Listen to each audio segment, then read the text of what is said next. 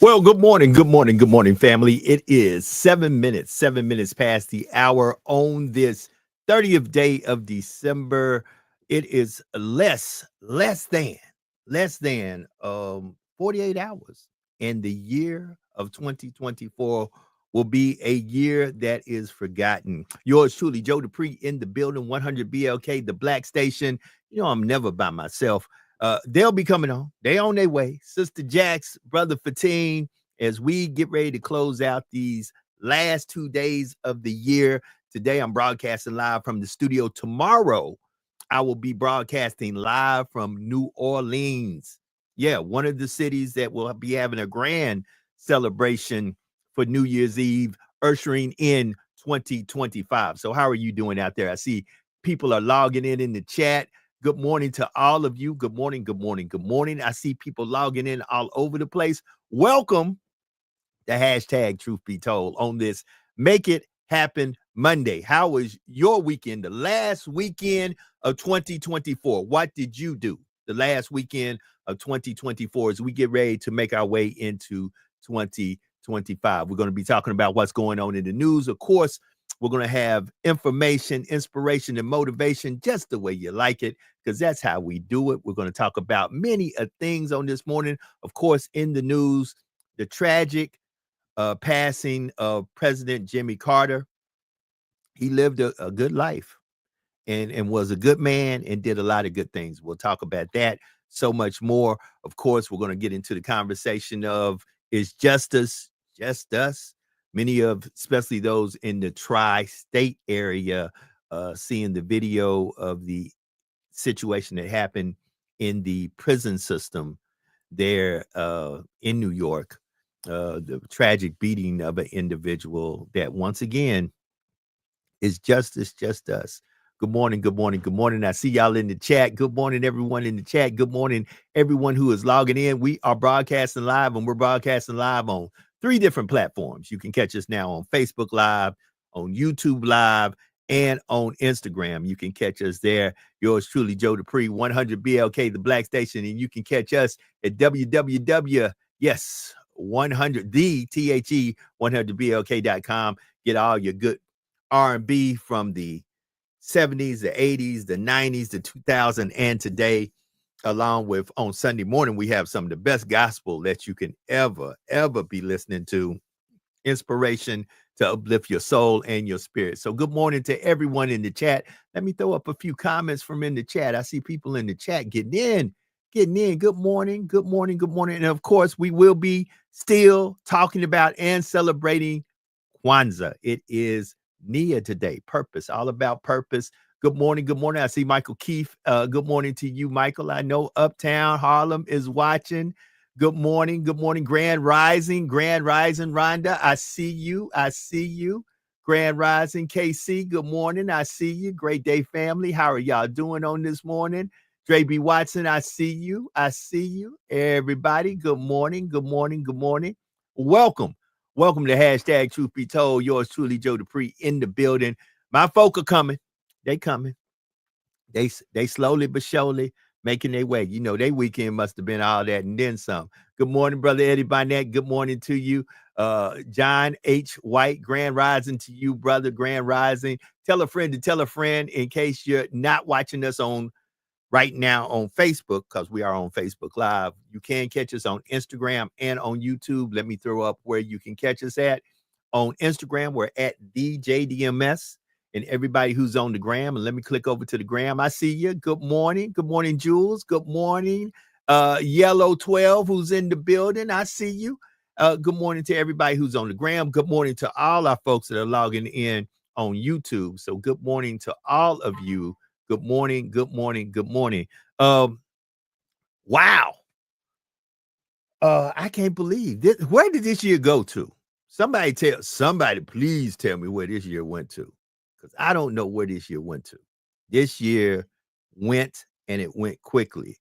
It went, and it went quickly. We are less than 48 hours away, and we'll be making our way into 2025. I see Brother Fatim just made it into the green room.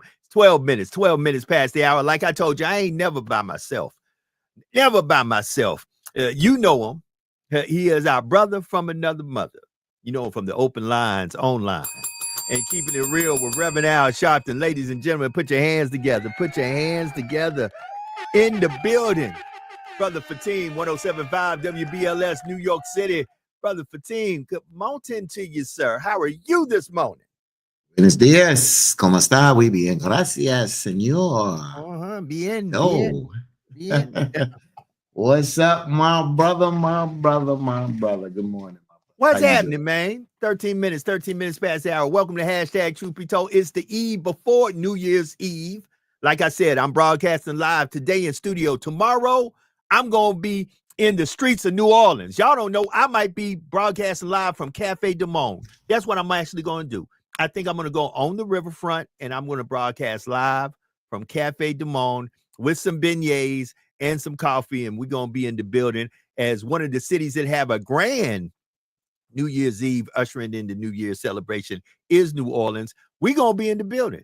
I'm either going to be there or I'm going to be at the Hilton Riverside, where I will reside for the next 2 days because we're leaving today.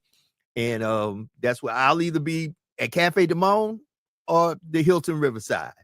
Either way, I'm in New Orleans tomorrow, giving you hashtag Truth Be Told. It is Kwanzaa. It is Kwanzaa for those who are celebrating Kwanzaa. And today is Nia. It's some purpose for today. What is your purpose, Brother Fatim? Talk to me, baby. Talk That's to me right. now. Talk That's to me. right. That's right. Today is the 5th day as Kwanzaa, as Joe mentioned, to make our collective vocation the building and developing of our community in order to restore our people to their traditional greatness. That is what NIA stands for a purpose. And it's interesting. Joe said he'll be broadcasting live from New Orleans. And my co-host yesterday on Open Line, Jennifer Jones Austin Esquire, her and her husband was in the Big Easy, New Orleans. She came live yesterday from New Orleans. I don't know what's going on down there, but she said the weather was good because she was down there. I don't know if you didn't get a chance to see her down there when we were down there for Essence. She was on one of the panels. She was on one of the business panels, which was all the way at the end. So I had to go look for her. We missed her. Yeah. Yeah. So I got a chance to go there and take a quick picture and put that on social media, but she was out there yesterday. But yeah, Nia is purpose. And I just been pushing Kwanzaa. And you know, I'll be honest with you, Joe, and I'm gonna just say this straight up. I've really been doing this vacation. I ain't mad at you, brother. Yeah, I didn't look at any much news. Of course, it broke yesterday that the 30, what was Jimmy Carter, 38th, 39th president? I gotta look. I think he was 38. I think, hold on. 38th president. I think hold on. Let me double check because I did put that out there. I got it right here because I had it on my 9th. I think he is Jimmy Carter, 39th president, 39th president, right? The president of the United States from 1977 to 1981.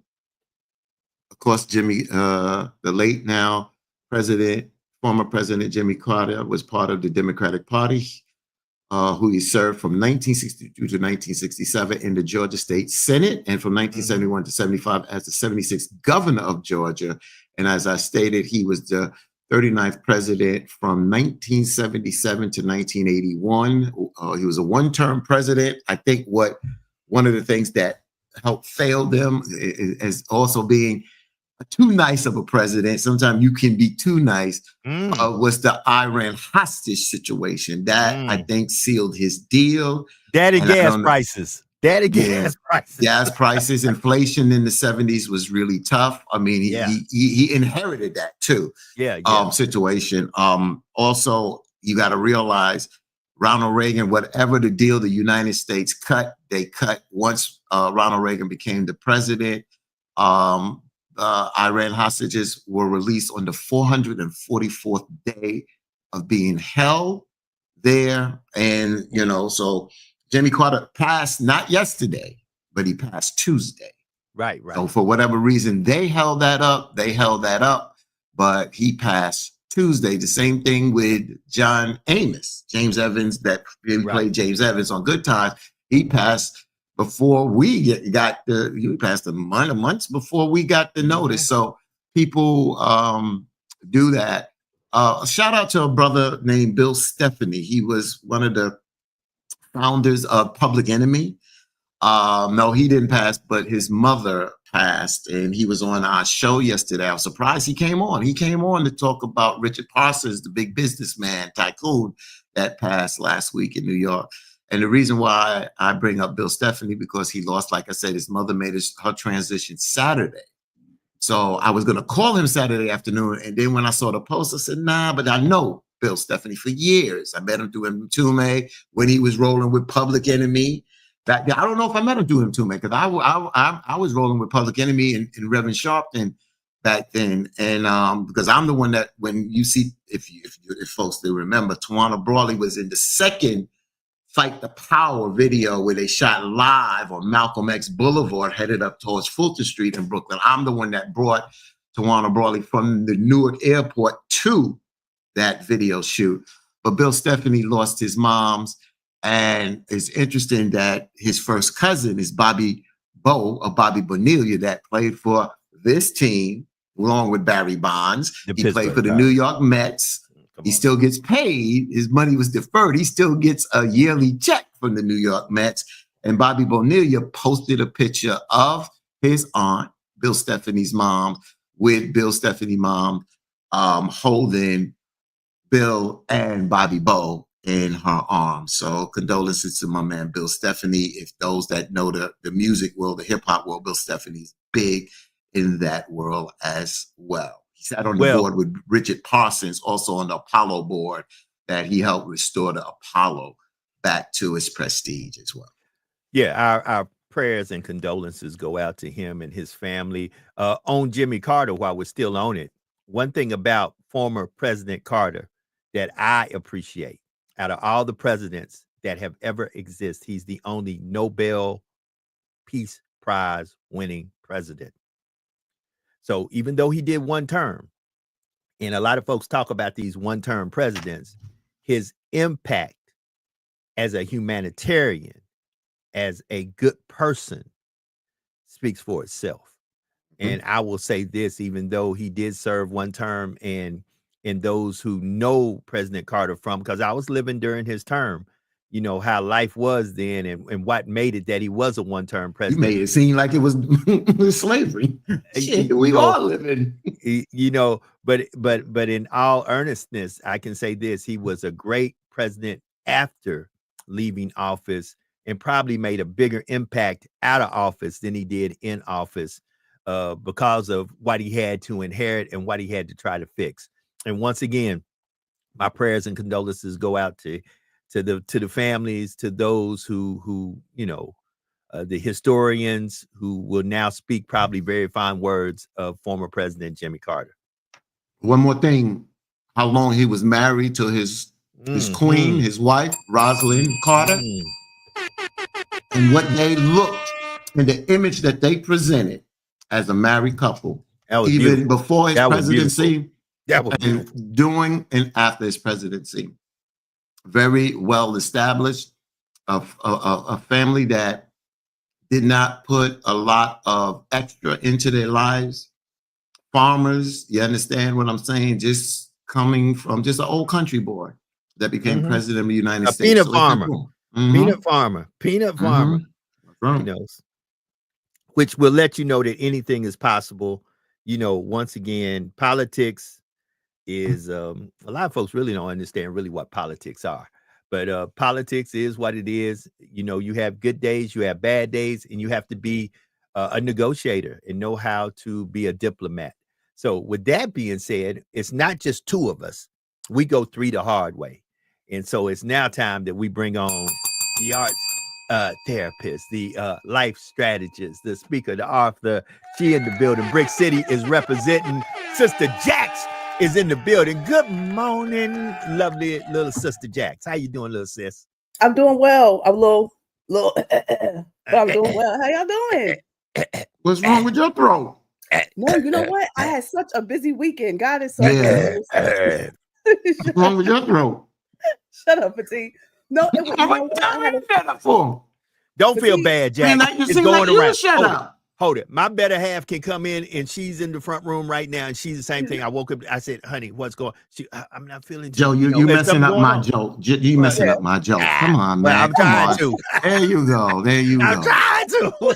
You know what? I actually got in the house Saturday night and Sunday night about 3:00 in the morning, and so by the time we went to bed, it was like around 4, and I was up a couple hours later. So I'm exhausted, but God is good. We did Saturday night. You know, my husband and I were big on multiple streams of income. So we had an event we had to do Saturday evening after the Sabbath. And, you know, we sell jewelry and clothes and, you know, a bunch of other really cool things. So we had that big event after the Sabbath. And then on Sunday, I have put together this big thing to have hundreds of people come to see The Lion King. So I've been working closely with the GM, with the GM of a movie theater. I mean, my brothers and sisters were there with their beautiful garments on, and dressed like royalty, the little kids, and seeing all the women wearing their dresses and skirts and sparkles and earrings and all the brothers, daddies holding their kids and, just having a great family time. So we've been working on putting that together yeah, that's right. That's right. We've been working on putting that together for a couple of months now. So it finally, came together last night. So, we didn't get back in until 3:00. So your girl's exhausted. But congratulations. Congratulations. You've been doing it. You've been in New York City and Harlem and went to the Schomburg, this event yesterday, over the weekend. Kudos to you. Yeah. And I won't bother you no more about your throat. I'm serious. I'm serious. Now I'm serious. Because I want to go into something serious because and I got to commend, and I don't really mention this because this is the job I do. But my co-host on Open Line, she said she went to an event Friday night in New York. I think it was Tavern on the Green event. And she ran into the New York Attorney General, Letitia James. And, she's the one that got a conviction on President Trump. Oh, well, former President Trump, President-elect Trump. But she said she ran into her and she said that the Attorney General said, yo, Fatin be on it. She said, what happened? She said, Fatin had already contacted me about this video she released. Wow. And yeah. So she explained to Jennifer, but she explained to me as well, that she was not doing any interviews until this investigation is going to be completed. But she's like, Fatin is on it. Damn right I'm on it. That's why, I do what I do, And matter of fact, last week, Sunday, not this Sunday, we shook up New York. Matter of fact, the police department now, Sister Jax, if you've been following the New York story, when we did the story about the top cop, Jeffrey Madry, who's a brother, who's a friend of mine, was caught up in some sexual scandal overtime thing, and he wound up resigning, and he had a press conference. Well, my guest that I was trying to get on here, brother Corey Pegues, he went in last Sunday. He went in, and the mayor called him Tuesday and tried to chew him out, but Corey went back. So today at 4 on Corey's Corner, New York City Mayor Eric Adams is going there. And a shout out to my man Corey. I should have got him to come on here this morning because he's not on Court TV this morning. And I might text him and have him come on towards the end of the show. Is that, don't let nobody come on your show and take over. I don't care who it is. And the mayor is a friend of ours. But the bottom line is the buck stops with you, Mr. Mayor. But that was last week. I was dealing with New York City police. Now this week, we got to deal with the New York State correctional officers who have been suspended in this video. For folks that have not seen this video, Google the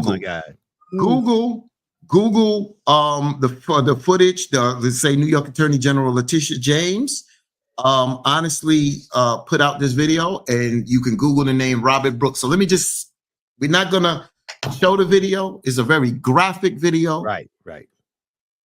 And let's just go into it. This brother died. So I'm not gonna get emotional because I'm angry. But here we go again. So this week, as I stated, graphic and shocking body cam footage was released by New York Attorney General Letitia James, shows a brutal and disturbing scene at Marcy Correctional Facility that's in New York State. 43-year-old inmate Robert Brooks, black male, handcuffed, being punched, kicked, and manhandled by correctional officers in a medical exam room. Experts suggest the violence, including potential spinal injury, led to his death the next day. Attorney General James has launched a formal investigation to uncover the truth. New York Governor Kathy Hochul has condemned the violence, directing the dismissal of 14 workers involved, including a nurse who's already been fired. Notable, 4 officers failed to properly activate their the cameras. The body cameras were on, but were in standby mode, leaving no audio of the incident, meaning that they still recorded the incident, but there was no audio. Medical professionals believe Brooks' death resulted from mishandling that caused a severe spinal injury. Prison officials and union leaders have called the incident incomprehensible and pledged to push for systemic reforms to prevent such brutality in the future. The Brooks family, after reviewing the footage, called for justice and reforms to ensure prisoner safety. This incident has sparked outrage and a renewed call for accountability and systemic change within correctional facilities across the state. We had on yesterday New York State Senator Cordell Clear. She's from Harlem. I had Assemblyman Khalil Anderson texting me. There was another New York Assemblyman on PIX this morning. This is horrendous. We had a brother that called in from Newark, New Jersey. And he talked about how it happened to him. And he was stabbed, but he survived. This goes on. And I said to the state senator, I said, even if you held hearings in the jails, who's going to be there to protect them from these correction officers? Because I keep saying that some with a badge and a gun, or badge and a flashlight, or badge and handcuffs, think they above the law and above God, for those that believe. That ain't right. That ain't and right. I tell you, your day is coming. You reap what you sow. That is not right for folks to be like that. You know, it's funny. I was just telling a friend of mine, I woke up at 4:30 this morning. So starting on this Monday, and a lot of Mondays to move forward, I got up at 4:30 and had to do what I had to do at 4:30. And I was talking to a guy about the difference between being a street officer and working in a corrections environment. And if you've ever been in law enforcement, working in a corrections environment is not easy, because normally for each correction officer, there's probably 100 to 100 plus inmates. If you're in a real corrections facility, a state or a federal facility, that still doesn't warrant what I saw in this video, because your job is to make these individuals, while they're doing their time, be in a controlled atmosphere where nothing crazy happens. And that means from other inmates. But then when you are the person with the crazy making it happen, just point blank period, there's no way you can put it. If you watch that video, those individuals do not deserve to be officers. Those individuals are criminals. And those individuals did a criminal act that brought about the death of one of our brothers, who, regardless of what he was incarcerated for, he was doing his time. He was paying his debts to society. And while he was paying his debts to society, he shouldn't have to fear being beaten to death by the officers that are put there to control the environment and to make it there to protect and serve, because they need to protect and serve the population of the incarcerated inmates, just like they would the population that's outside the walls of the prison. I understand that prison life is, and I really need to get somebody in here like a Tim Malawson. I might reach out to Tim today and have Tim just to explain, folks. Y'all don't understand what goes on behind them prison walls. There is a culture. There is and until you're there, I actually worked in a prison for about 6 months inside the actual prison system. That system is that is a world to itself, and you need somebody who can explain it, who has been there longer than I have, from the inmate or even from the corrections officer's point of view. But what we saw in that video was horrendous. That was people breaking the laws. Those were thugs, criminals, and hoodlums, and they should be treated as such, regardless if they have a badge or not, period. Let me just say this, Jax, because I want to get your opinion on this as well. Like Joe said, this brother was handcuffed, and you just see the beating is just not cool. My friend Ken Du, Brother Kenny, was like a 3rd-degree black belt and a correction officer. An inmate threw urine, piss on him. He hit him with his left and put his fronts out. It's a difference, you know, and I don't, you know, like you said, it's a different culture. Kenny was sat down for about 5 days or whatever. That inmate won't do that no more. Yeah. He wasn't going to do that no more. It's a certain time that, you know, you can't do, because like you said, Joe, some of these officers go through abuse. There's a lot of that goes on inside those walls. But what we saw, a handcuffed individual beaten like that caused his death, is horrendous. But to those guys that are tough in the street and tough in the jail and think that you can just walk up and spit in my face, or throw pee on me, my friend said his reflex, it was his reflex, because he's a martial artist. Piss, pow, just like that. And he's a righty. He said, I put all his fronts out. And that's what I'm saying. You playing with people disregarding people's lives. But this incident here, again, we continue to get angry. But this here, something has to be done. But I'm just saying to our brothers and sisters that continue to commit crime, you are putting yourself in a very vulnerable situation. When you go behind that walls, it's almost like slavery. It is slavery to a point. It is. It is. So to my brothers and sisters that you want to commit crime, this is, again, you don't deserve this. But trust me, there's rules and regulations that goes inside those walls that a lot of us can't help you with. So you need to get your asses right because a lot of y'all break your asses and break down once you're arrested and you're behind those bars. Sister Jax, your thoughts on this? Did you see the video? I sent it to all of us. No, you know, I've been so busy. I haven't seen the news videos or anything actually over the weekend. But, you know, it's so unfortunate. I have, you know, spoken to several men who have done, you know, 30, 40 years in prison. And they all say, you know, do prison, don't let prison do you. Right? That part. Yeah. And I also have several relatives who are corrections officers. One is a corrections officer for juveniles. The other is a corrections officer for men, you know, out in Virginia. And, you know, just hearing some of the stories they say is just tragic. You know, I mean, I even used to watch that show Lockup. I don't know if y'all know that show Lockup that used to come on.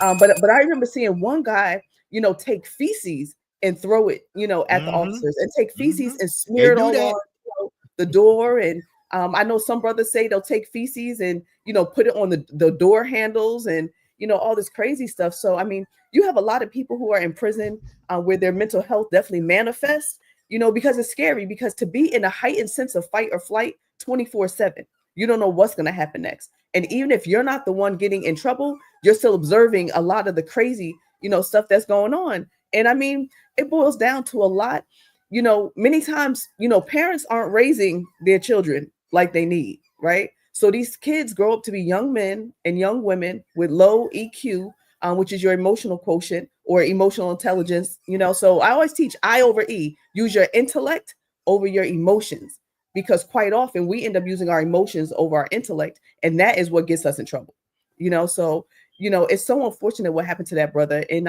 there's so many other people that it happens to, where they get assaulted and abused, you know, in prison and killed. I want to drill down on something as we continue this conversation. What you said about the rearing of children, because that door kind of flips both ways. I just recently had a conversation with a mother, single mother now. She was married, but both of her children, her older children, who are male childs, who I think are ages 23 and one might be 26, they both live with her and are not doing anything. And so I tried to tell her, I said, you know, it's good to be mom and help them get on their feet, but don't enable them to be lazy, not to do anything. I said, so let me understand this. You're paying all the bills, you're doing everything, and they're literally sitting at home playing video games all day. Come on, mom. You're a part of the problem here. And sometimes I think we need to address how we sometimes Tata and baby our children a little too much. Now, don't get me wrong. I think there's great parents out there doing great parenting.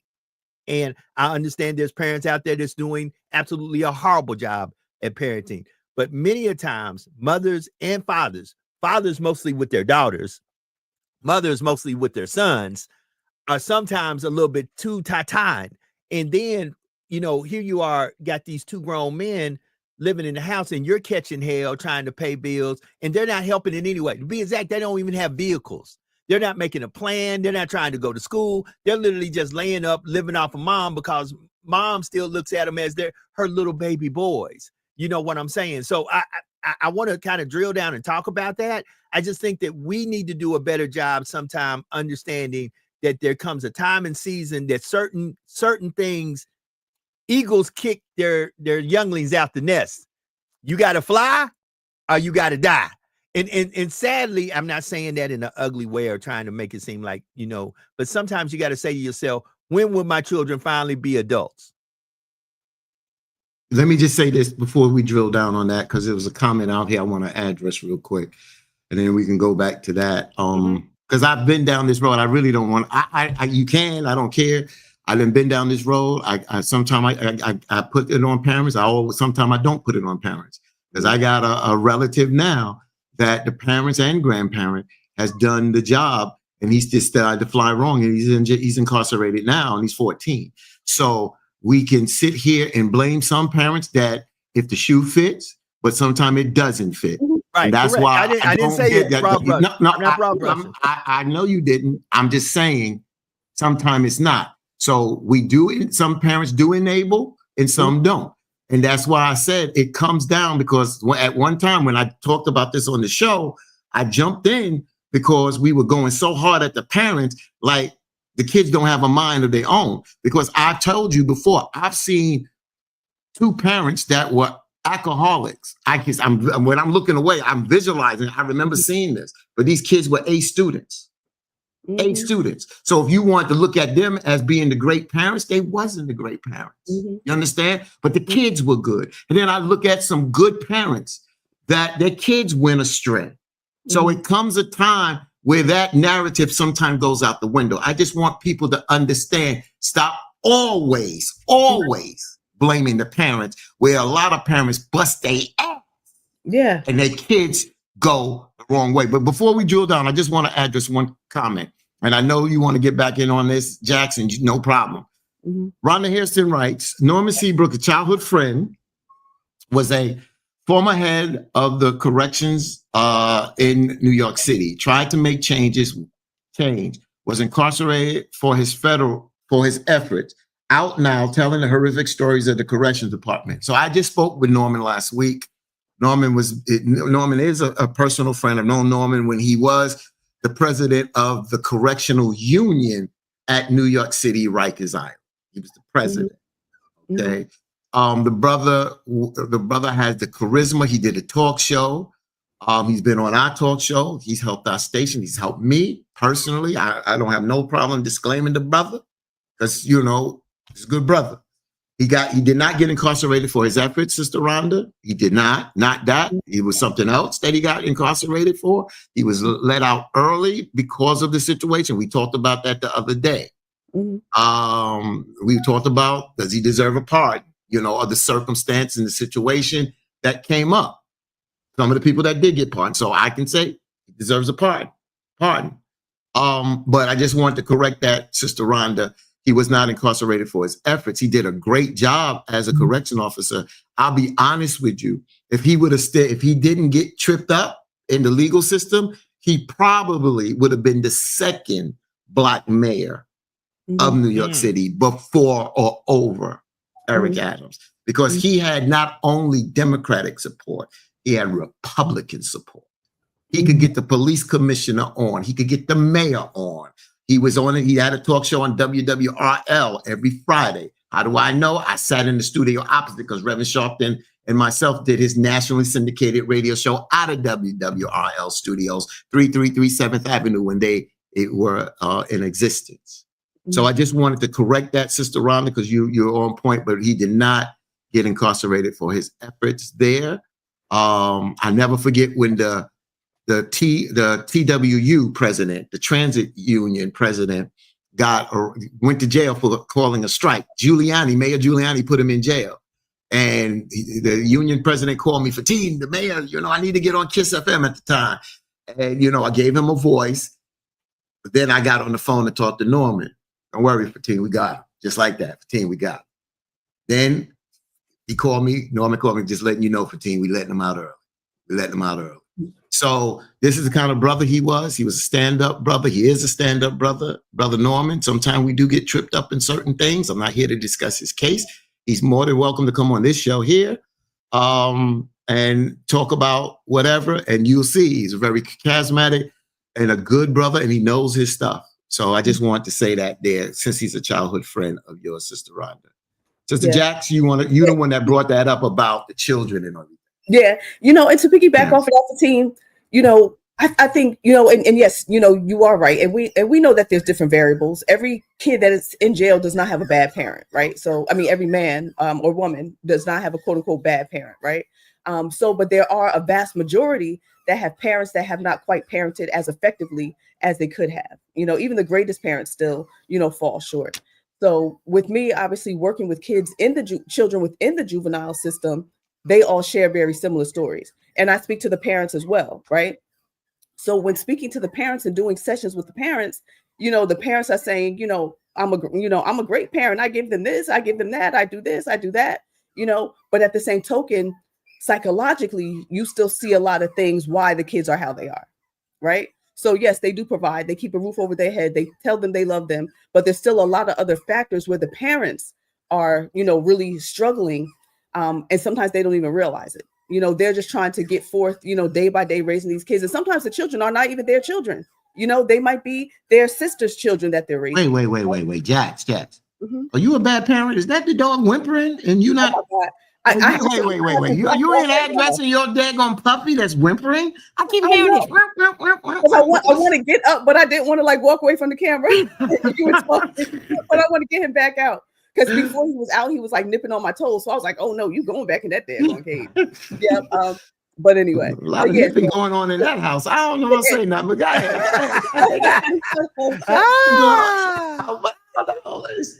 Be quiet, Fatin. Can't take him nowhere, Joe.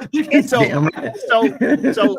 Joe, real quick, I want to get to something also. You mentioned, Fatin, about somebody says about slavery, right? With the, whatever. Yeah, I said it, yeah. So like Joe said, it is slavery. So I just want to hit you guys with the 13th Amendment, right? Come on. So Section 1 of the 13th Amendment actually states neither slavery nor involuntary servitude except as a punishment for crime whereof the parties shall have been duly convicted shall exist within the United States or any subject to their jurisdiction. So yes, there is still slavery, right? Right. It says incarceration is legal slavery. That I'm glad you said that, Jax. I'm glad you said that. And on that caveat, I want to say this for folks in Louisiana. Y'all about to see a big battle go on in Louisiana starting on January the 1st as Jack steps away to tend to the dog for a second. Let me remove her. And that battle is going to be with the 10 Commandments. There are 5 school districts in Louisiana who have, together with civil rights group and the ACLU, said, no, we shouldn't put up these 10 Commandments. It is now in the appellate courts. But there is a clause that says why it's in the appellate courts, the governor and the attorney general says that starting January the 1st, outside of those 5 school districts, those 10 commandments need to go up. They have been by the ACLU and other civil rights groups advised not to put them up because they say you warrant then that you may get sued by one of these groups by following the order of the governor and the attorney general. Starting in 2025, y'all, we have a new administration coming in Washington, D.C., but a lot of these conservative governments that are in place on the state level are flexing with, let's just call it the state's version of Project 2025. And these 10 commandments going up, which let me give my disclaimer. I don't have a problem with any with the 10 commandments going up. However, I will say the following. If you're going to put the 10 commandments up, you then have to respect other folks' beliefs and religions and those who have non-beliefs and say, as well as we're going to put these commandments up, we're going to put up whatever other documents that you feel may need to be up to represent everyone that goes to the school, even those who don't believe. There may be a document up that says, I don't believe in God, and this is why. These are the 10 reasons I don't believe in God. That document, if you put that document up along with the 10 commandments, I don't have a problem. Because and it's not because I'm anti-God. I don't want nobody in there going, oh, you're anti. No, you have to respect other folks' positions and stance, and by the Constitution, that's what we're supposed to do.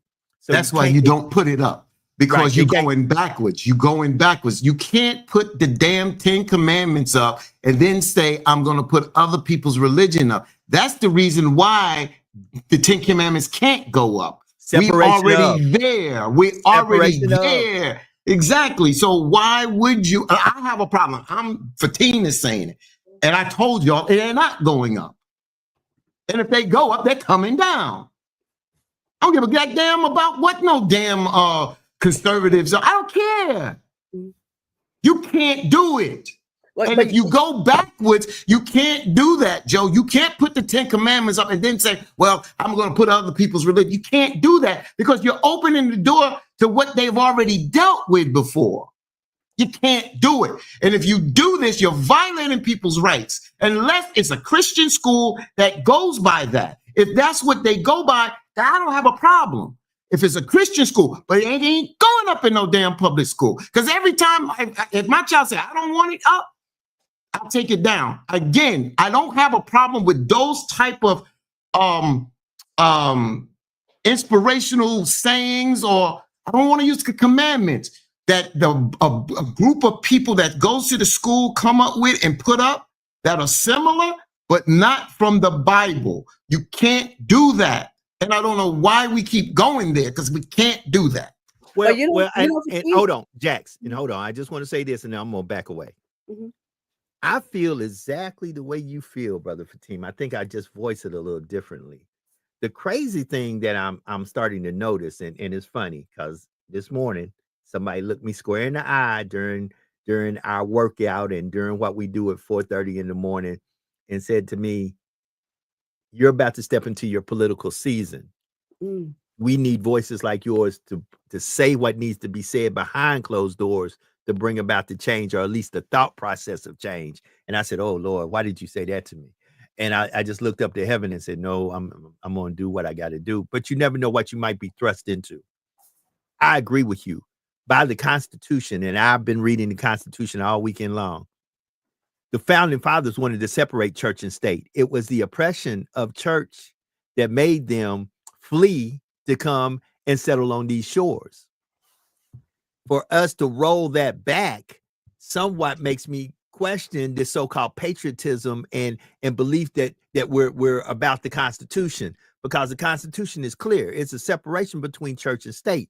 The problem is folks have discovered how to make money in church by using the state.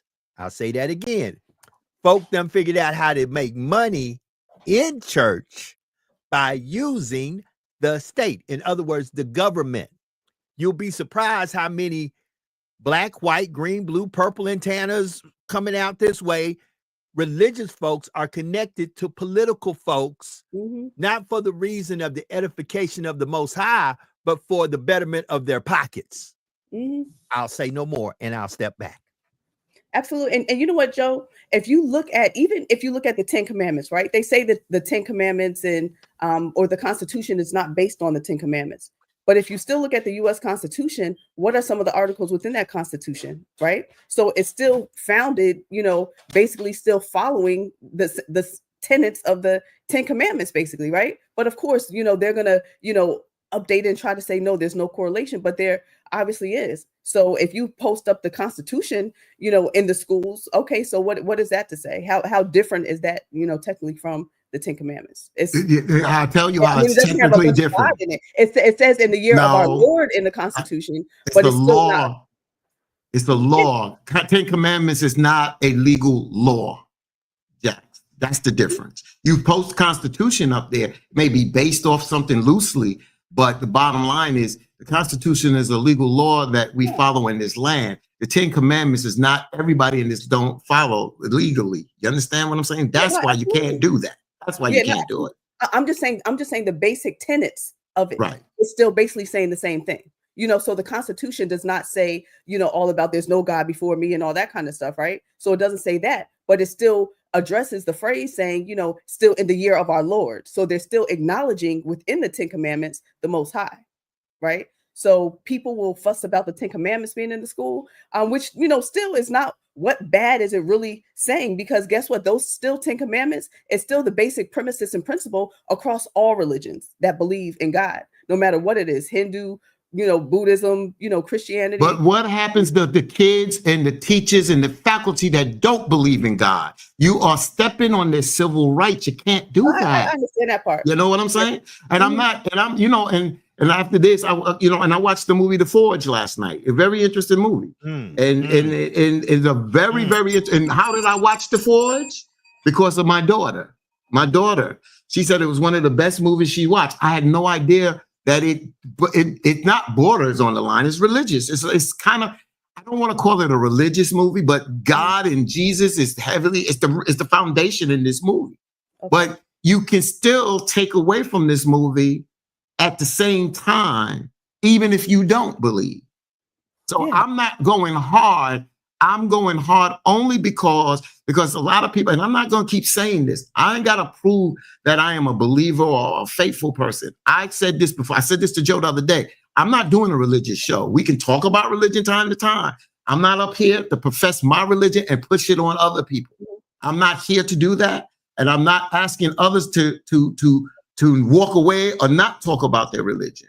But what I am saying here is when I go hard is that I'm going hard because of how we deal with things in this country. And if we open the door for one, we're going to open the door for a lot of other things to come down the road. And then when they come at us, then I'm going to say, well, your ass opened the damn door for it.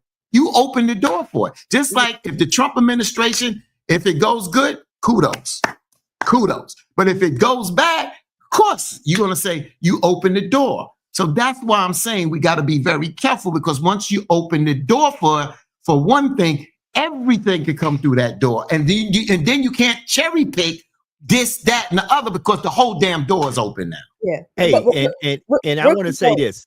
Go ahead, Jax. Go ahead. Yeah. So I understand what you're saying, Fatin. It's not a quote unquote religious show, but if Joe founded this podcast, right? So if Joe has a faith and I have a faith and you have a faith, and I feel that if we speak about it quite often, that's just part of the fiber of our being. That's just who we are, right? So it's not like we're, evangelical church doing the church show. No.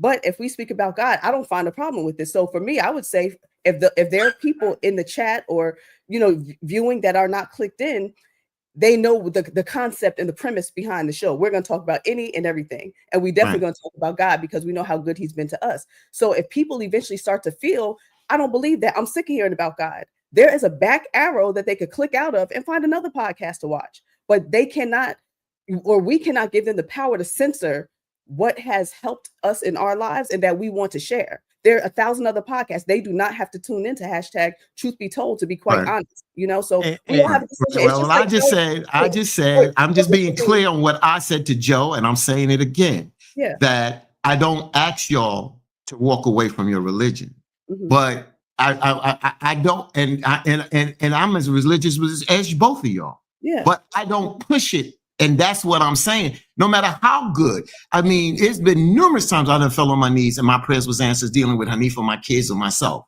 But I don't talk about it every day. And what I'm saying is I just don't want to feel like we're churchy. That's all I'm saying. I'm not asking you to walk away from it. I just don't want to be churchy with it, because I'm never saying to walk away from God. I'm never saying that. But I just don't want to feel like everything we damn say, God, God, God, because that's a problem for me. I just saying that. That's true. So let me speak on it from just this aspect. I created this platform that whatever anybody wanted to say, they're welcome to say it. Anybody in the chat, if they bold enough to get in the green room, they can come on. And if they want to call in, they can call and say whatever they want to say. Because at the end of the day, we have to be able to engage in conversation to say, this is your beliefs. This is how you feel. I may not agree with it, but let's conversate and see what got you there and what got me here. And maybe we'll both leave at the same place we came. Or maybe we'll begin to have a little more understanding for one another. So at the end of the day, I don't care what we talk about, and I don't care how much we talk about it from either side. You know, there are things sometimes said in the chat, I go, what in the world is this conversation about? But I don't block folks. I don't say, don't say it in the chat. This was created for us to be able, as people of color, to do something that I seldom see us do. Conversate and agree to disagree without us falling out and not talking to one another ever. Because too many times that's what we do. I have folk in my family over potato salad recipes that haven't spoken years. And to me, that's asinine. That's dumb. But we do that. And we transfer that dysfunctionality to future generations. Why are you and so not talking? I can't stand her. Well, why? I can't stand her. You just don't know. No, tell the truth. We disagreed on a potato salad a recipe. And I don't want to sound this dumb in front of you, because as our future generations grow, they get more intelligent. And they go, really? Y'all ain't talking over potato salad? Yeah, we really not. Because some of you are that asphyxiated with having to be right, that y'all will fall out over potato salad. Y'all will fall out over between sweet potato pie and pumpkin pie. Y'all will fall out over some of the most stupidest things. This is just a simple place where we can discuss, have conversations, even have debates. Brother Fatim, you push folks harder than anybody I've ever met in this business. And I've been in this business 30 years in multi-facets, not just one facet. And I will agree with you. Sometimes you push me to the point. I'll push you to the point that your mic go mute. Joe, you went out. Joe, you went out, Joe. Joe, you went out. Yeah, that's what I do. I push it to his mic go poop. Oh, no. I just wave my hand and poop, and that's it. Let me just read a couple of comments here, Sister Jax. You know, because there's a lot of comments coming in here. So let me go back to some of these comments here. I just want to start from here. Rhonda Hairston says, Ma'at is called Ma'at. 42 laws, 10 commandments taken from the Ma'at African spirituality. Douglas Guidry says, welcome back, Douglas. And I saw your post about, I think it was about your son, my brother. Again, my prayers there to you, my brother. So we don't allow the 10 commandments to be displayed in schools, but we allow other indoctrination. And you know, some of those indoctrinations that I'm talking about. Eddie Bonnick says, Fatim, kind of like sexual perversion. Once you open the door for it, you can't cherry pick. However, we still let it in. Good point, my brother. That's what I'm saying. I'm sorry. Did I miss something? Did Brother Fatim say anything about people in the chat having a problem about talking about religion? I did not hear that, because I didn't say that. Thank you, sister. I didn't say that part. Douglas Guidry say, so we take down the Pledge of Allegiance because this mentions God. We need to take down the Pledge of Allegiance because it was put out by a damn slave master. Do you know the original words of the Pledge of Allegiance? No, the real words are, damn right, I'll take that crap down, but put up by a slave master. Yeah, slave master. Okay. Eddie Bonner said, everything is about God when you're a believer, Fatim. I don't believe that, brother. We believe in a lot of things. I believe in so many things. I don't want to trivialize it, so I won't put the words out there. You know, I make jokes, but, you know, I don't push that. All I'm just, that's it. I'm not sitting here to say that. Again, if that's what your belief is, that's fine. I'm not denying that. I'm just not denying that aspect of it. But, you know, depend on what you're doing. If we're doing that type of podcast, fine. That's fine. But to me, what I said was when it becomes churchy, then I have, you know, unless we're doing that, can y'all hear me now? Having that comment. Yeah, we can. Okay. We hear you. Let me just finish these comments. Okay, Laura Bell said, I'm not a religious person. However, I do still have my faith. Eddie Bonnet says, I say this, leave the commandments out of schools. If the world doesn't want righteousness, shake the dust off. Dre B. Watson says, I agree with Sister Jax. However, I do understand Brother Fatim's point. I think you don't want people who like/love the show to think, oh, I'm not a Christian. Maybe I don't belong or may not be welcome here. Marcus Allen says, I like think that. I like that. I like that too. And you know what, Dre? and that's what I've been saying. That's exactly. I didn't say it like that, but let me finish. Let me just finish.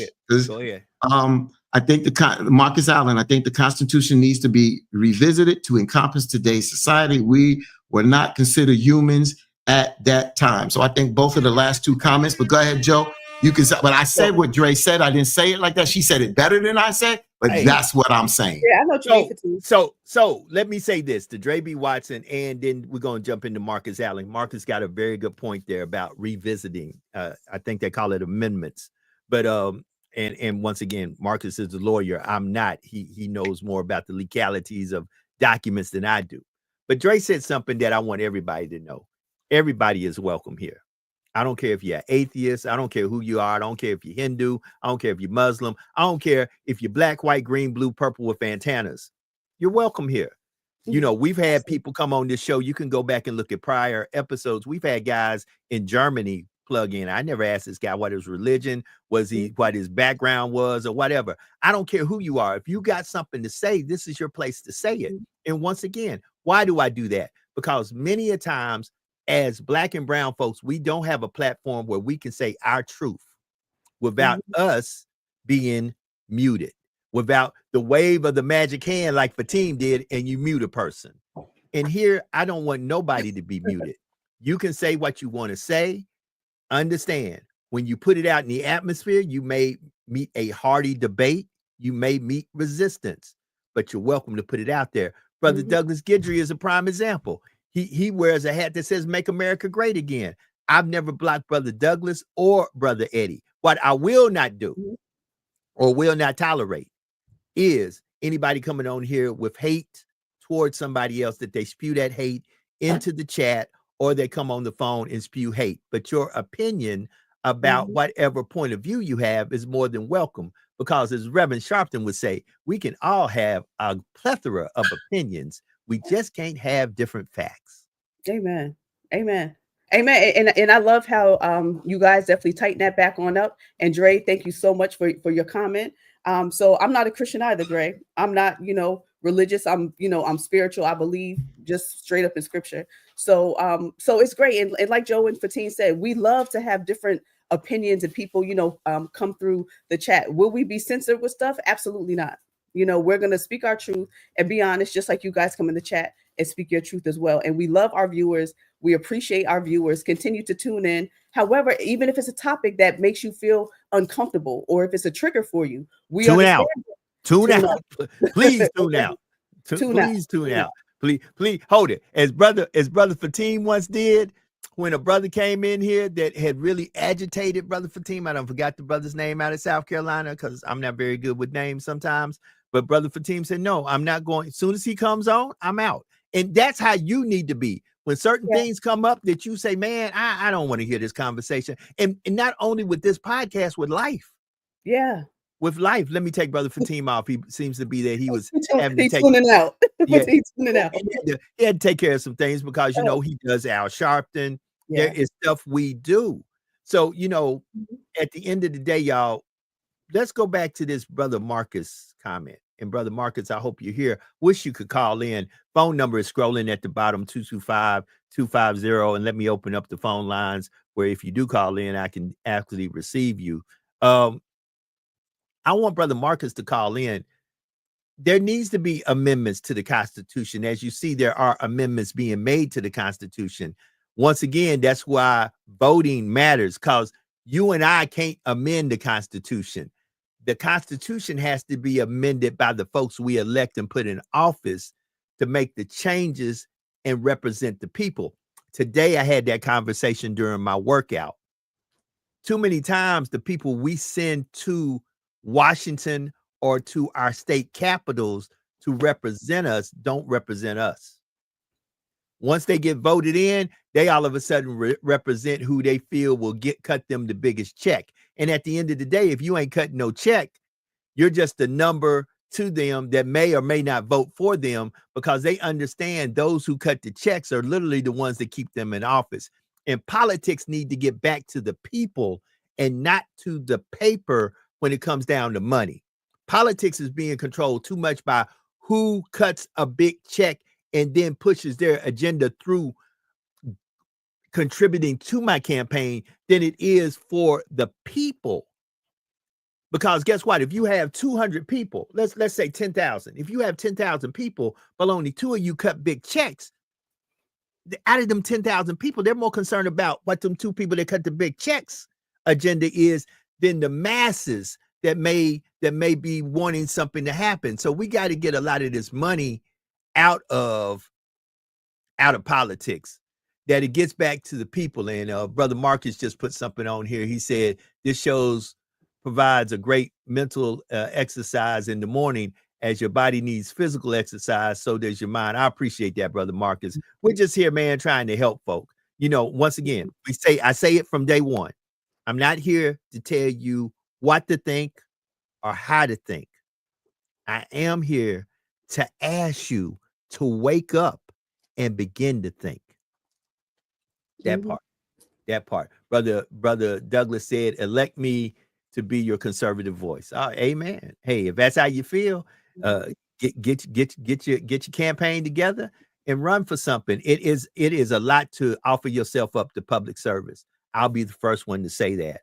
I have never ran for anything and been elected to anything. However, I have been appointed, and as a person appointed to a public position to serve the people, sometimes it is heavy as the head that wears the crown. Amen. Amen. Joe, that is so, it's funny. I love that, scripture as well. It's heavy as the head that wears the crown. It's all throughout, but it's so true. It's a lot of responsibility, whether you're on a certain platform or whether you're doing certain things in life or even within your family. We have some, people in the chat, I'm sure, that are matriarchs of their family or patriarchs of their family. And even heavy as a head that wears a crown in terms of leading and guiding your home, or just being the head, basically of your family. Because you're going to have people that are in opposition to some of the things you do. But if, you still just got to love on them, close up, love on them from a distance. Love on yourself first and foremost, because sometimes when you are in a position of power and you're looked at in a certain way and you have certain roles and responsibilities, it can get heavy. It can get lonely at times. You hear a lot of leaders talking about how it's lonely at the top, right? So everybody's not built for that, but some people are, and it can get heavy. So that's why self-care is so critical. And so often we forget about caring for ourselves. We want to care for everybody else except for ourselves. And if we fail and we falter and break down, who's there? I want to go to Fatim right quick, and I see some comments that are in the chat, and that's why, Marcus, I think you brought up a great thing about the Constitution. If I'm correct, and I'm not 100%, because I really haven't read on this, and I should, because it affects me completely. If I'm correct, Black and brown folks, especially those who were considered slaves, because when the Constitution was wrote, we were not included because we were not considered to be human beings. But if I'm correct, and somebody please correct me if I'm wrong, we still haven't passed the Voting Rights Act to give us complete autonomy as a citizen to vote in this country. Am I correct about that, Brother Fatim, or am I wrong? No, what happened is they did pass the Voting Rights Act. Well, they did pass the Voting Rights Act there. But now there was some things that were taking out of the Voting Rights Act, number one. And then there's another situation, which I don't have in front of me, that they have to continue to renew after a certain amount of years. So it expires. They didn't make it, make it a lifetime thing. I need to look that up, exactly what that is, So that's something that we want y'all to think about. A person, Rhonda Hairston, put inside the comment, and she said, wait, let me change the language again. An amendment in the Constitution would be change something that already is in the Constitution, possibly to enhance the original law that was written. She said she wanted to give some clarity.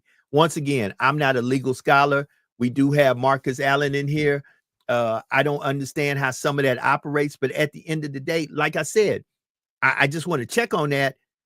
We as Black and brown folks don't have full rights as citizens of this country. Now, I can serve in the military, I can die for this country, but I don't have the full rights as 100% citizen. With that being said, for your life, not to be renewed, not that we have to sit down and revisit this. right now, get ready. 2025 will be the biggest year of attack on DEI you'll ever see in your lifetime. Watch folks who have positions that are DEI positions, folks who are working for companies that they are the DEI director. They have a DEI department. Watch in 2025, those departments get dissolved. They need to do what I should have started doing last year around this time. They need to start looking for a new job right now. Because this DEI thing, they're getting ready to dismantle it. And guess what? If you even say I'm a director of DEI, if you got a job in 2026, it'll be a miracle. Now, I ain't speaking that I want to see anybody lose their job. I don't want nobody say Joe's speaking that. I'm speaking the truth of the attack that they're going to do. There's going to be two attacks that's going to be very prevalent in 2025. The attack on public education and the attack on DEI. Watch them two attacks, and those two attacks are going to be for real. That's right. You know, Joe, while people are on break, some people are on break right now from work over the holidays. They should be trying to tighten up their resume because, like you said, you never know what's coming down the pipeline. So if you stay ready, you don't have to get ready. So it's best to just make sure if you have a moment, they have some apps that you can go to online that some are actually free and some you pay for that could really help you to hone in and update and modify and streamline your resume to just be in position. So should something happen and you do lose employment, you can always find an additional gainful employment, but you already have that resume ready. So we just got to always stay in position and have that resume tightened up in that cover letter, professional in the pocket. And remember this, family, the power is always with the people. It's the people don't recognize 9 out of 10 times that they got the power. The power is always in the people. When the people rise up and the people speak truth to power, power makes changes, period. But here's the problem. Most of the time, the power which is in the people's hand, the people don't realize they got the power, period. Just to go back to this voting rights thing real quick, follow me because I'm just saying it one time. The Voting Rights Act of 1965 has undergone significant changes in recent years, which have impacted its enforcement and effectiveness in protecting voting rights here in the United States. Here's an overview. Number one, Shelby County versus Holder. The Supreme Court invalidated, this is in 2013, invalidated the formula used to determine which states and local governments require federal pre-clearance before changing voting laws. This effectively rendered Section 5, the pre-clearance requirement, unenforceable, allowing states with histories of racial discrimination in voting to implement changes without federal oversight. That's one of the main things. Following the decision, several states introduced restrictive voting laws, such as voter ID requirements and changes to early voting access. Then in 2021, it was Brnovich versus Democratic National Committee.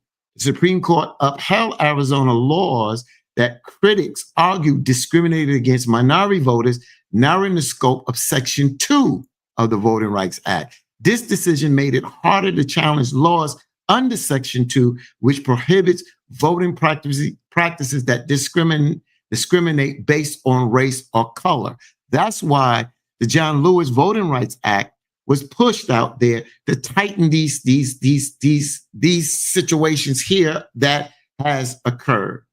So that's it. Now, there's another thing here that has to be renewed every certain amount of years, and this is dealing with that Section 5 again, Joe.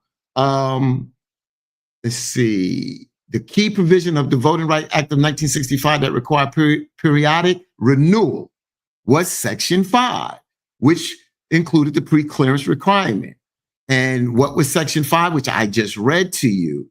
So Section 5 was initially set to expire after 5 years, but Congress renewed it multiple times. 1970, they renewed it for another 5 years. 1975, they renewed it for 7. 1982, they renewed it for 25.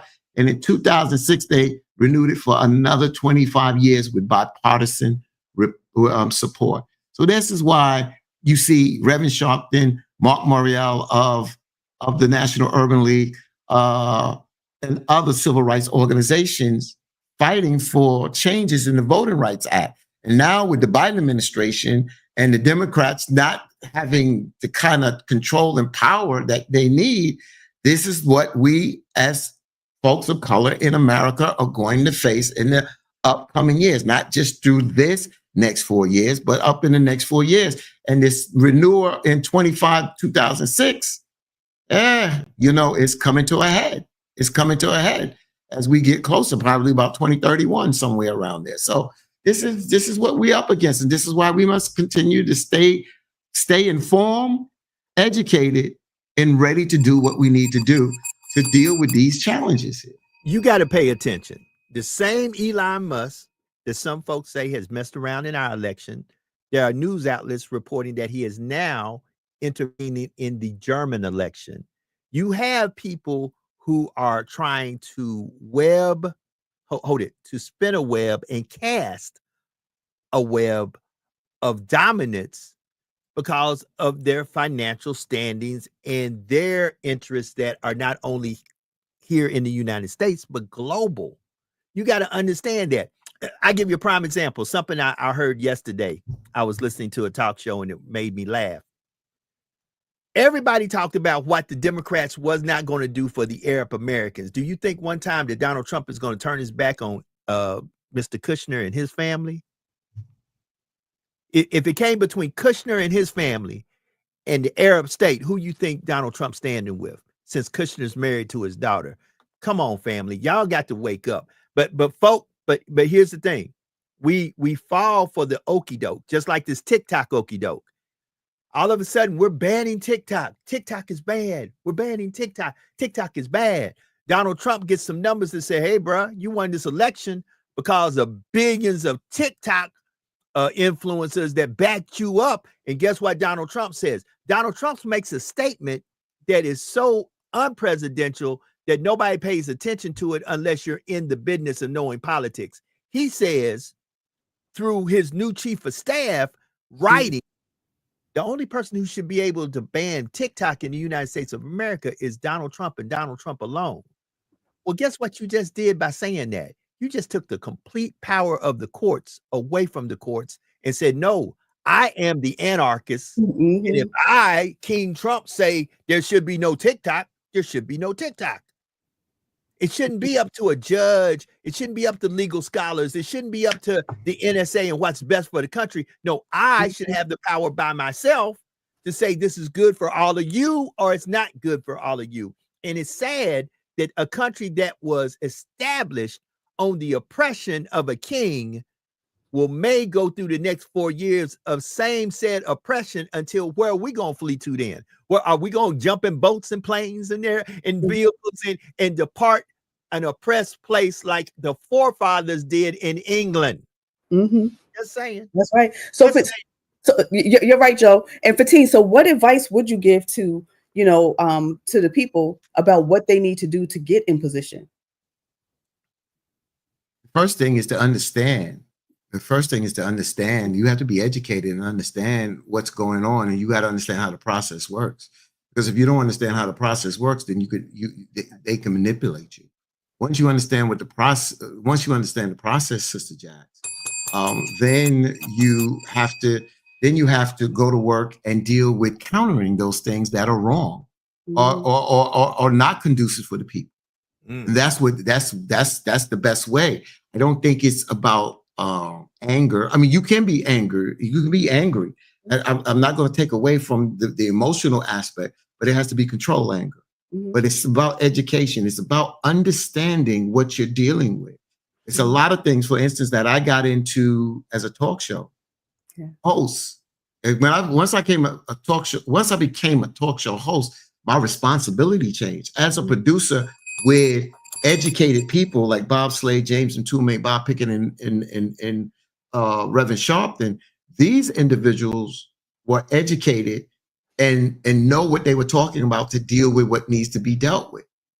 For me, I was the producer. I feed them information, but they already, from the astute people that they already had information, or they know how to go out there and retrieve it. For instance, Mtume was very astute on not only domestic or national law, but he was very on international law. So for me, I had to learn a little bit more about Israel. I had to learn more about the land. I had to learn more about the politics. I had to learn more. That's why when I read certain things, because I don't have all the knowledge, so I don't want to come from an opinion point of view. This is an opinion right now.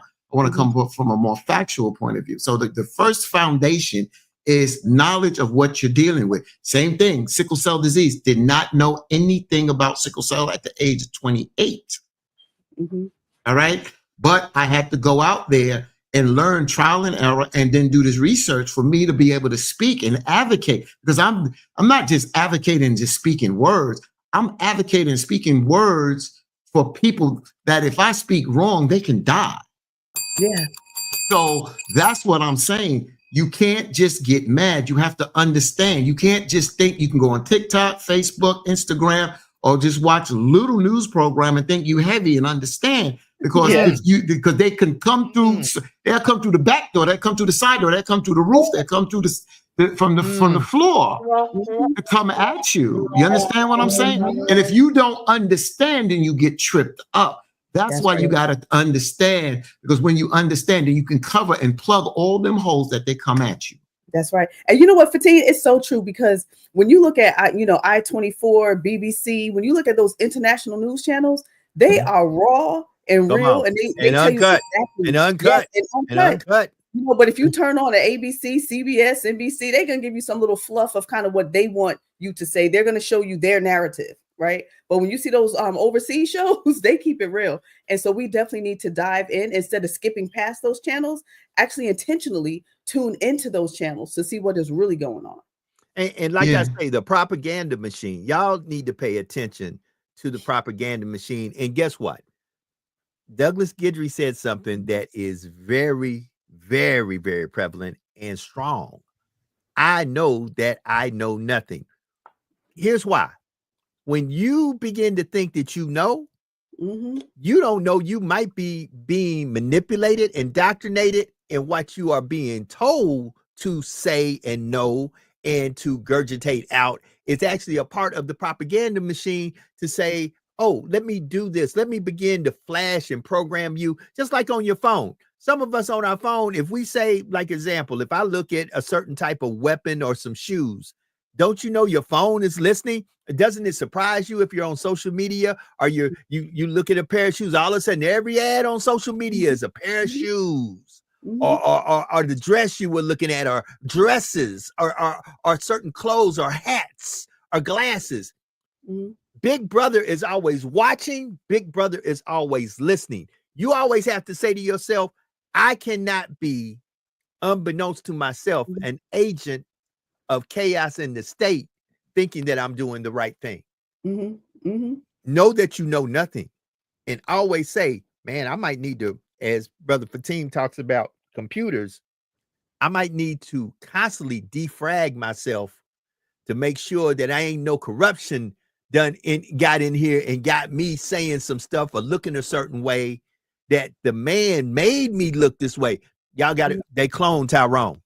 Hey, go away. They cloned Tyrone. Saw the 688, but they cloned Tyrone. Go watch this, family, because they have a unique way to send us to get us. And as a person said this weekend on a talk show, I've been listening to a lot of podcasts and talk shows, been a part of a few, but somebody said something this weekend that blessed my soul. Wasn't a damn soul white in the building when Brother X got sent to see the Maker at the hands of brothers that look like himself.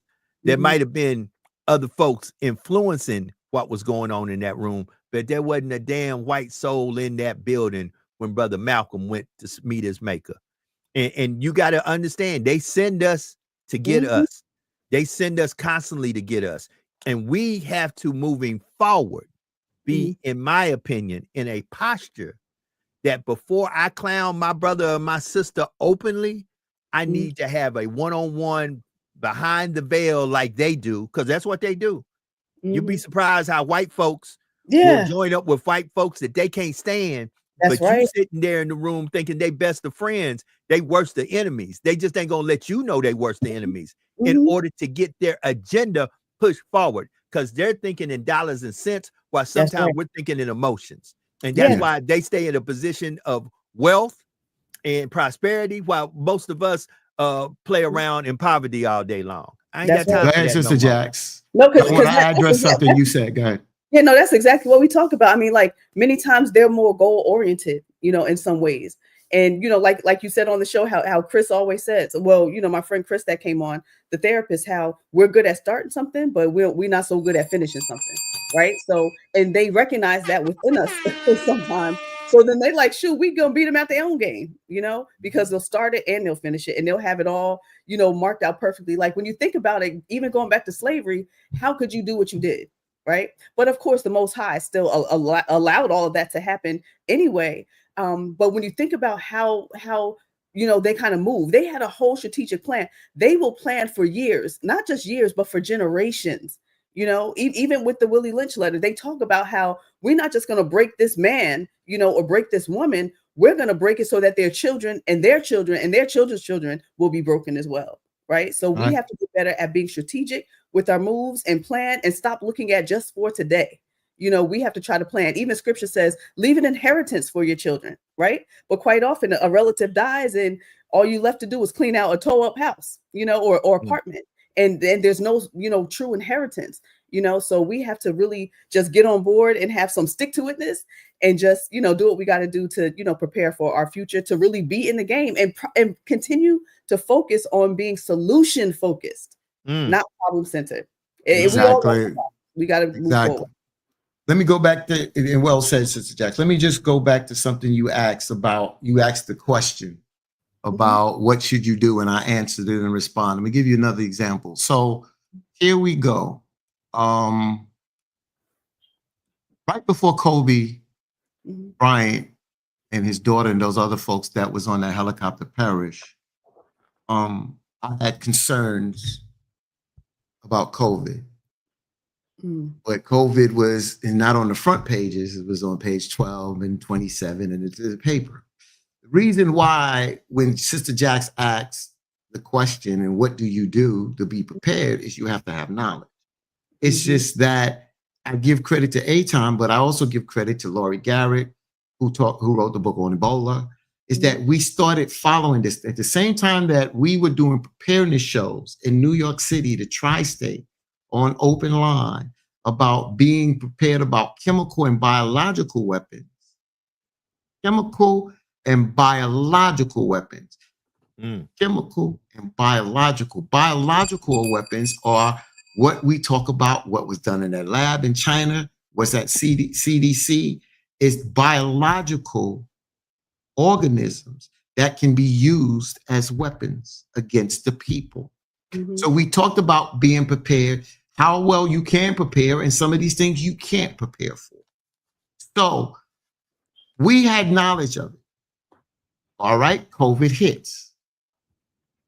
Not here in America. First place COVID hits is where? Washington State, as is reported by the media. The first is in Washington State. President gets on, you know who he was, as Trump, and he basically nothing to worry about. Our mayor at the time in New York City, Mayor de Blasio, nothing to worry about. Us, hell no. This is bullcrap. Now, did we know the full extent of it? No, we didn't know the full extent of it. We just know that the same way, and this, I'm not just putting this on a president, because I know when President Obama had to deal with the swine flu situation, he jumped all over that because that could have been bad. He took that really, really, really serious. Why didn't I say Trump didn't take it real serious? Because he disbanded that department that Obama had to deal with those kind of situations. You're right. Not about blame. Now, last night, we discussed it here. Bird flu. Bird flu. My daughter asked me, Daddy, did you know what's going on with the bird flu? Of course I do.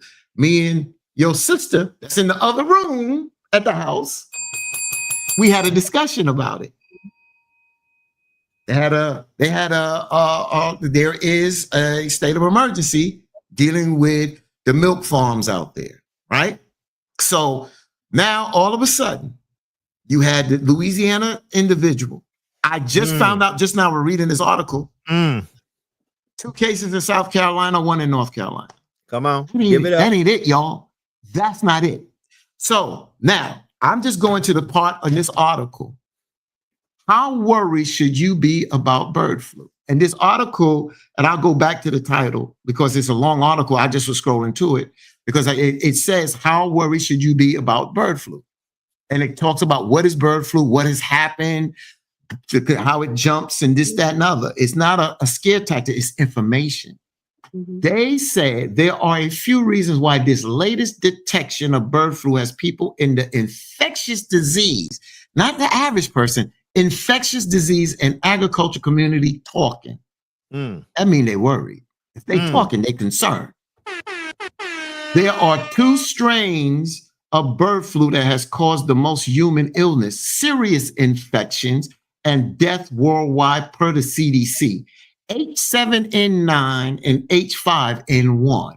The lineage that has most recently been detected in the United States. While bird flu doesn't spread easily between humans, infectious disease experts are concerned that will change at some point. You know why? Because it mutates, y'all. Mutates. It has a mind. Just like we have artificial intelligence, these organisms have their own intelligence. They protect themselves. That's why they mutate. That's why when somebody tells you to take antibiotics for the whole course, because if you don't, you may not kill the disease. It becomes immune to that antibiotic and it mutates into a super germ. Yeah. That cannot kill. Well, like I just said, before SARS-CoV-2, the virus that causes COVID-19, H5N1 and other bird flu strains are what we've been concerned about causing a pandemic. We may be headed to another pandemic. The difference this time is the American government so far said, we're not shutting down no. That part. That means you become expendable. When you start, and you won't know this if you're not part of the government, states begin to order body bags. Y'all don't know this. We had inside information on this. We put it out there, brought on officials and said, yeah, we had body bags. I won't say because this is a family member. An organization in New York ordered body bags. Y'all won't even believe the organization. Wake up, people. That's why I'm saying they will treat you like a pawn on the chessboard. They will sacrifice your ass. They'll sacrifice you if you're the rook. They will sacrifice you even as the queen to protect the king. That's right. Wake up. That's why I said, to answer your question, get knowledgeable and get your head. There's nothing wrong with dealing with the BS and the laughing, the relationship stuff that's on social media, but don't get so caught up in that you don't focus on what's important to you, because we don't share that. We'll share nonsense quicker than we'll share this kind of information until it gets too late. That's why a lot of people are putting stuff on social media, and now it's being more restricted, y'all. It's being more restricted. So I'm telling you, just like Sister Jack said, you don't get the information on your regular television because these presidents are placating to their political leaders and their other bosses. But over internationally, they're about putting out the information if they are not censoring the information in certain countries. Absolutely. Understand, it's about the haves and the have-nots. About those who are in knowledge of and those who have absolutely no knowledge of. And that's why you have to ask yourself, me and Sister Jackson, we had one of the biggest laughs of 2024. I'm riding through my neighborhood, and then I ride through neighborhoods that are non-melanated. There is a humongous difference between neighborhoods that are melanated and neighborhoods that are non-melanated. However, there is no difference between wealthy neighborhoods, regardless who lives in the neighborhood, and impoverished neighborhoods. And understand, that's why I love Brother Fatim and I love Brother Sean P. And folks who come on here and talk about reading is fundamental. Understand the red lines that were drawn back in the day, some of them red lines have never changed. The impoverished neighborhoods are still the impoverished neighborhoods. And yes, many of us move out of the impoverished neighborhoods. And once again, you can't make that a black or white thing anymore, because as the brother said in the conference that I talked about on one of the podcasts, you know, we make things black and white. It ain't about black and white. It's really about the haves and the have-nots, because you have black and brown folks who are very conservative, who will literally serve you up to what non-melanated folks, white folks, faster than some white folks who are not conservative, who will protect you and say, hey, don't say that. Hold you got to understand, this is a mindset going on right now.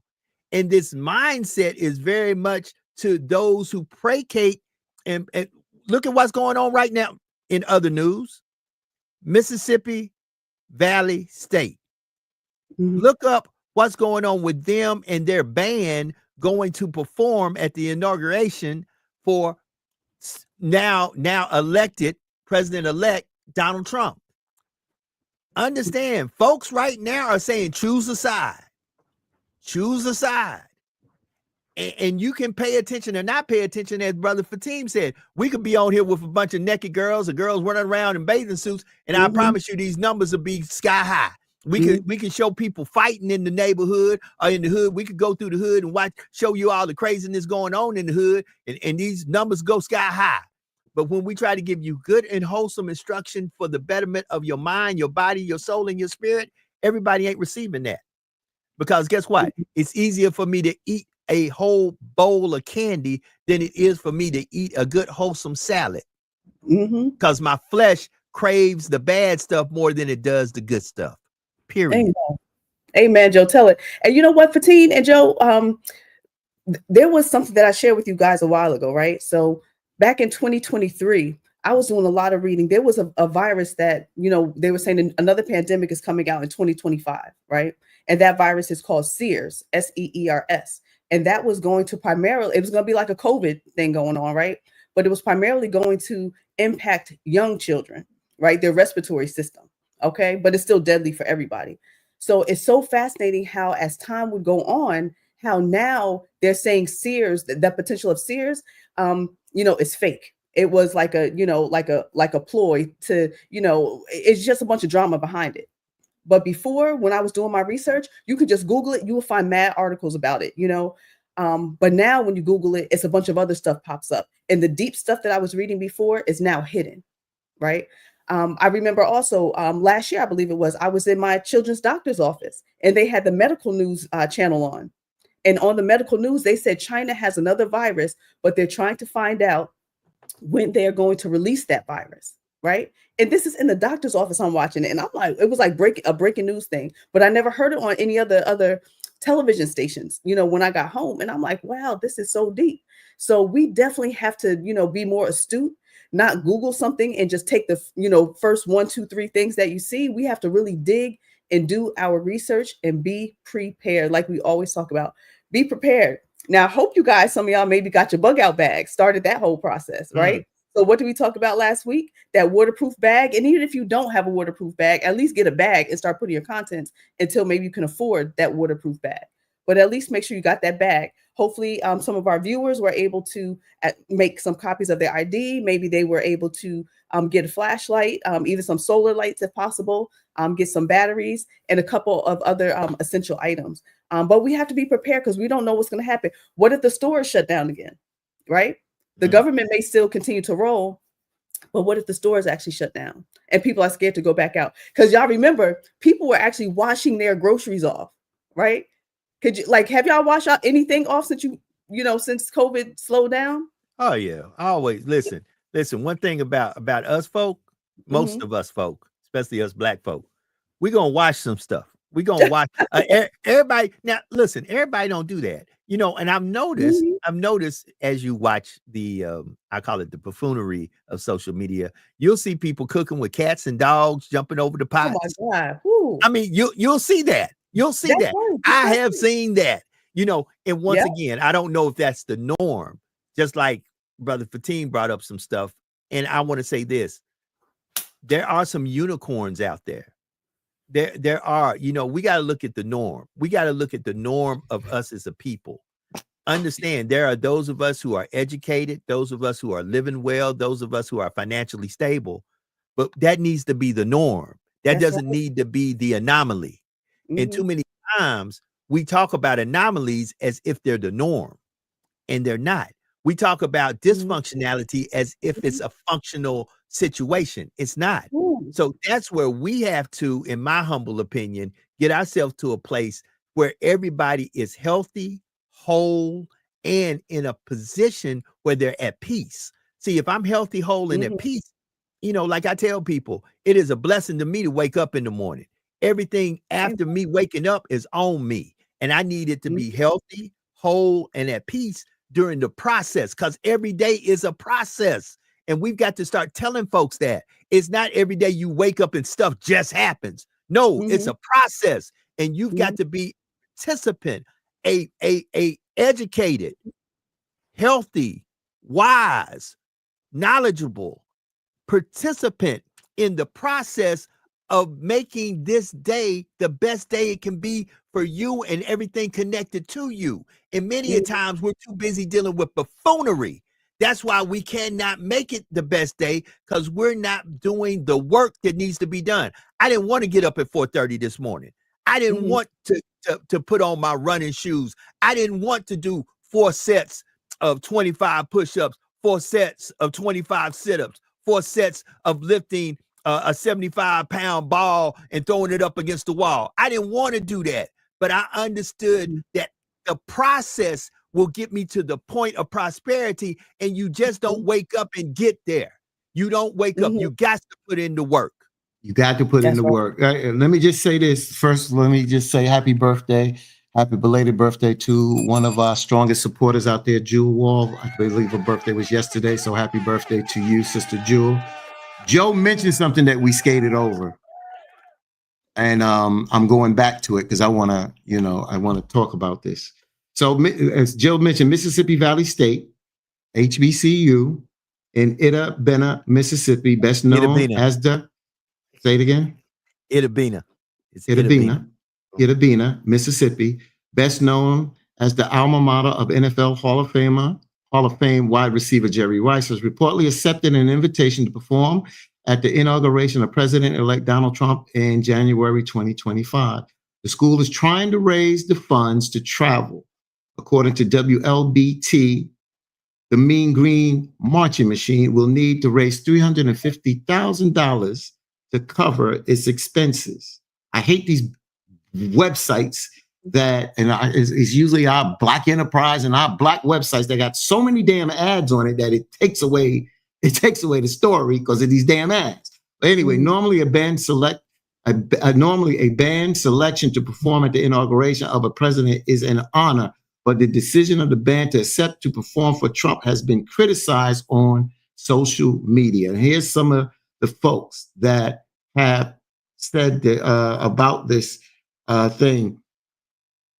Some of the social media posts. The people you tagged are the same people that want to close the HBCUs in Mississippi. They go on to say, ask the governor of Mississippi or any of the Republicans in the state legislature if they can help y'all get there. I want to read another one, okay, because I tell you, these ads just continue to pop up. And I'm trying to get through these ads. Hold on. There was another one. I said, ask the governor. Talk about shameful. I hope for your own good that y'all don't raise the money. I don't know what y'all are even thinking. That man is a blatant racist. I'll tell you what my opinion is. If I was on the band, I ain't no way in hell. You got some sports people that didn't show up when Trump was president to be honored for their championship. I'm an HBCU. You talked about being there. You bring in all the people for the HBCUs in your office and you still cut funding. You're a bunch of hypocrisy bastard.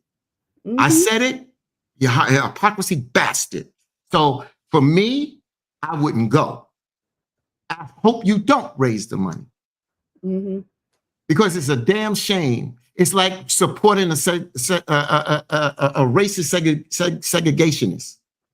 And I'm not about that. It's just like the house Negroes putting a band together to go play for Massa, while the slave Negroes are out there burning up, being treated non-human, unhuman. That's what I'm saying. And yeah, we're not in slavery, but when you look at the laws and the things that they have done to pull back certain things, pulling books out of certain schools, taking Black history away, why the hell would I go, especially as a Black school? Get one of them Ivy League schools. Matter of fact, Army and Navy, you had the suite, you brought Daniel Penny there, get Army and Navy to play. That's what I would tell. If I was the president of the HBCU, call Army and Navy, let them play. Let them play. And what you come to find out, Brother Fatim, and I found this out today, and I can't go into this. You come to find out that the association with, or many of us who are in political power, are in positions of doors that get opened that other folks don't know about. See, we one way while we in the hood. We another way when we inside that space, when we're the only chip in the cookie, and they look at us as the representative of everybody who is Black and brown. And that's where I say power's got to go back to the people. And we got to start getting the representatives that speak truth in those rooms when they're by themselves. Because I am starting to discover that a lot of folks behind closed doors ain't the same folks they are when I see them in the hood. Behind closed doors, they're literally calling activists out. They're literally telling folks who are non-melanated who to watch out for, who you should be not cutting checks for, who you should be blocking. And sadly, we've got a lot of politicians that look a certain way when they're in front of the congregation, when we see them at the rec center, when we see them in our communities, in the streets, but behind closed doors in those meetings that count, they are precating and not even positioning themselves for what is best for the people that they were elected by. They are literally watching out for their pockets, their friends, and their family. They're not concerned. That's why there comes so much corruption in this so-called drain the swamp. The swamp is still in existence. They just got new people who are carrying over the swamp. The swamp has never changed. The swamp has never changed. As you say, what is it? Tail Pro? What is it? Quid Pro or Tail, whatever. I remember you said something one time. The system of let me get close to somebody, not for me to take care of the folks who put me in office, but for me to take care of me and mine, is always be in place. And we've got to get Black and brown politicians who are who they say they are behind closed doors, as they proclaim when they are on the stump, asking for our vote and for us to put them in office, period. That's right. And I ain't talking about, I could care less about Democrat and Republican. We need politicians who, when they tell us this is why they're going to help our communities, we need to see what they have asked for. Even if they don't get it, we at least need to see them fighting for it, and not just all of a sudden getting in office and saying, well, I can't do that. You know, they're going to buck against me. Well, let them buck. Well, you know, I think what they realize also is that a house divided cannot stand, right? So when they know that they can divide us and put us all in a room, and we still can't agree that the wall is a purple wall, and everybody wants to come up with all these derivatives, and well, it's not purple, it's really a shade of this, and it's really that, you know, like they, you know, it's just so much chaos and confusion. You know, we, like you said, Joe, like we're not really focusing on a goal to help us to become free and liberated as a people, right? So we just want to kind of, you know, go with, you know, our philosophy and this, and, you know, vain deceit is, you know, is real too, you know, so we just really have to figure out Thanks, Jessica. Say it again. Okay. I just had to thank Jessica. I put her comment out there. That's what I was trying to say. But keep going. Yeah, keep going. So we just really have to, you know, we say come together as a people, but, you know, when have we truly come together as a people? How do we come together as a people? You know, we have so many people that just want to be chiefs at the top, and we have so many people that want to be leaders, but guess what? The greatest leaders also have to know how to follow, right? And sometimes we're not humble enough to know how to follow, or we're also not trusting enough to learn how to follow, you know, as well. So we just rather everybody just wants to kind of move in their own silos instead of saying, okay, this is the actual goal. Let's strive towards the mark and let's try to get there collectively. Everybody want to have a nonprofit. Everybody wants to do all these different ventures and venues within the community instead of saying, you know what, we're stronger together. You know, there's that African proverb, you want to go fast, go alone. You want to go far, go together. We have to embrace these qualities of Kwanzaa. We really do. Yeah, I mean, back to the Kwanzaa. We really do. These 7 principles, we got to embrace them because, and I'm going to let Brother Fatim talk, we don't invest in us. We don't invest in us mentally, physically, spiritually, or financially. Mm-hmm. We don't cut the check. We don't cut the check in those 4 categories. Most of us do not cut the check. We do not cut the check or invest in our own selves and invest in others that look like us. And a lot of times it has to do with those 2 words we used in another podcast, jealousy and envy, because you want people to do good. You just don't want people to do better than you. Mm-hmm. There you go. That's I can address that, but I'm going to leave that one alone because on one hand, we don't, as a overall, don't see the investment, but we never in like Sister Jack said, we never really came together, but there are so many organizations that are doing good work, that they are making steps and strides, and that we don't promote. We don't promote. We promote the small ones. We don't promote the big ones, that they got the networks out there. And then when you watch Good Morning America, when they cut the check to somebody who has done this well, or an organization, then you'd be like, I didn't know that. We got to do the research. And we got to bring them on to spotlight them.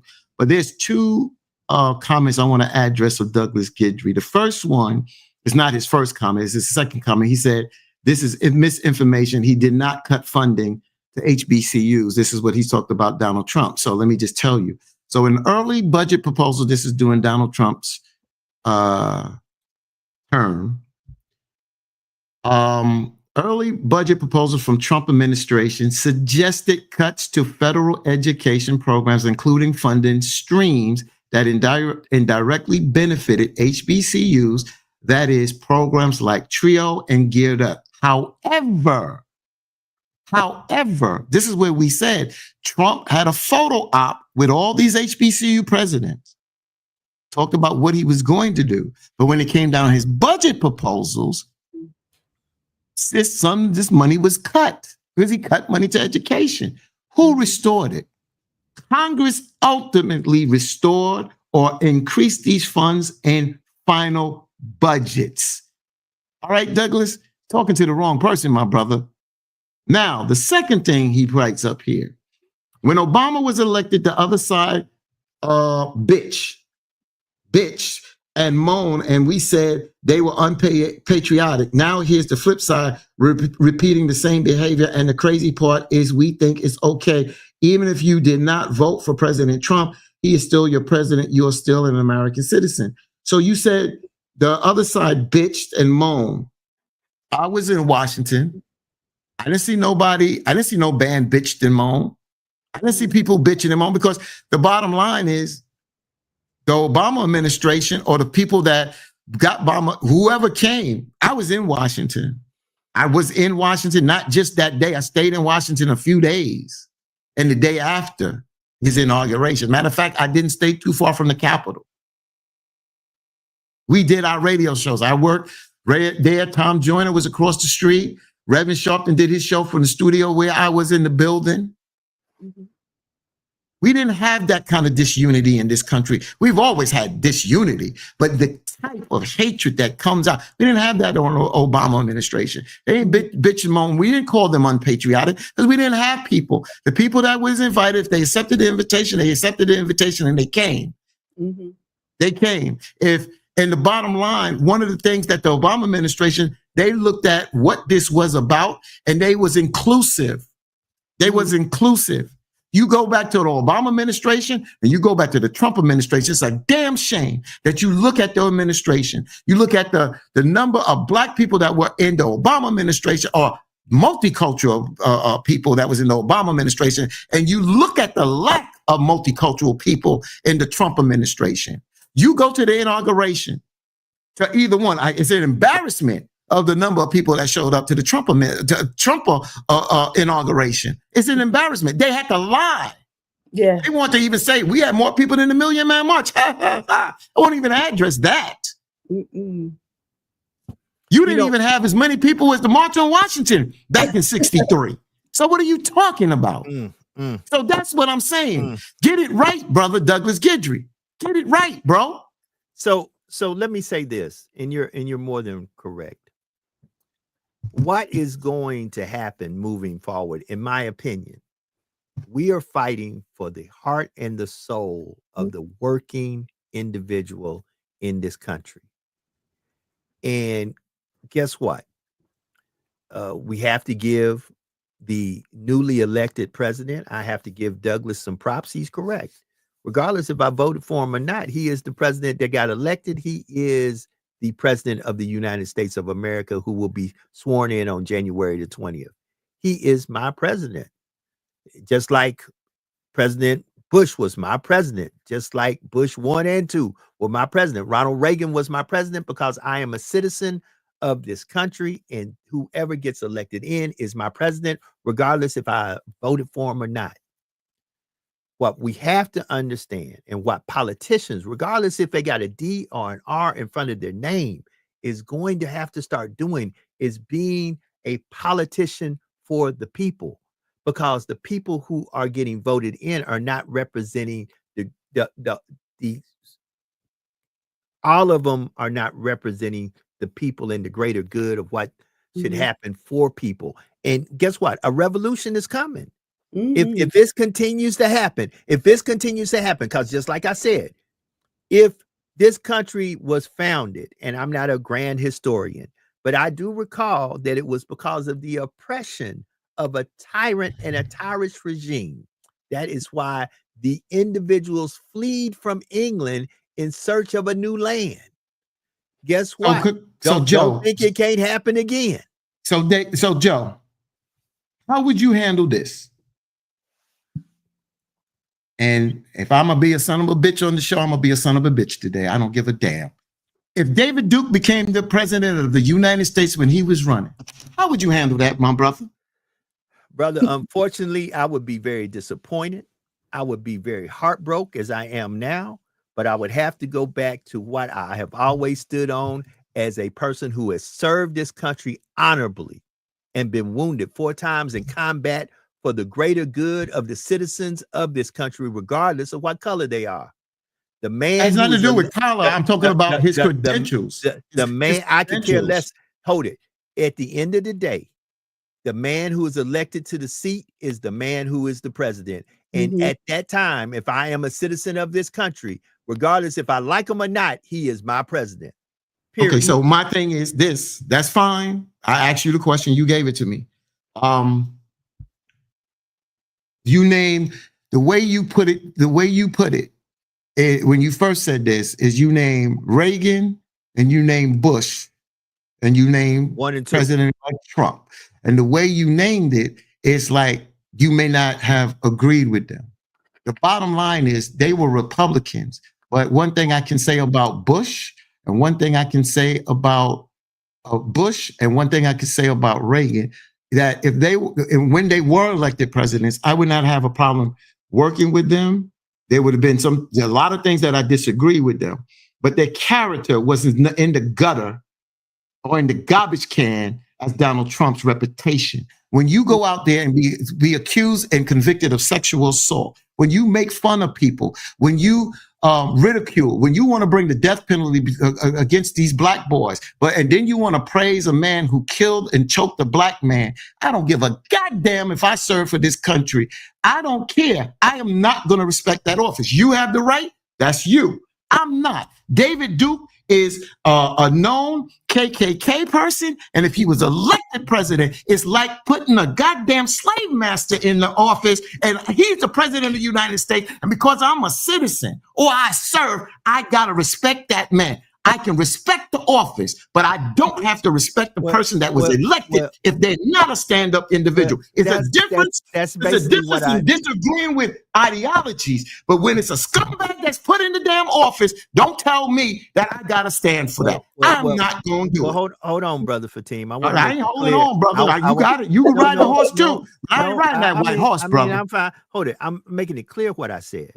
I heard what you said. You ain't got to repeat it. I heard what you said. No, but I think I heard what you said, and I say what I said. I think you misconstrued a piece of it. I didn't misconstrue shit. I didn't. I got what you said, bro. I just said if David Duke was elected, what would you do? You responded. Then I gave my response to what you said about Bush and Reagan. I disagreed with them like you, but they did not have the kind of record and personality flaw that Trump has. And the things that Trump has done and been convicted of, that's why I said, like David Duke. I heard everything you said, and I responded.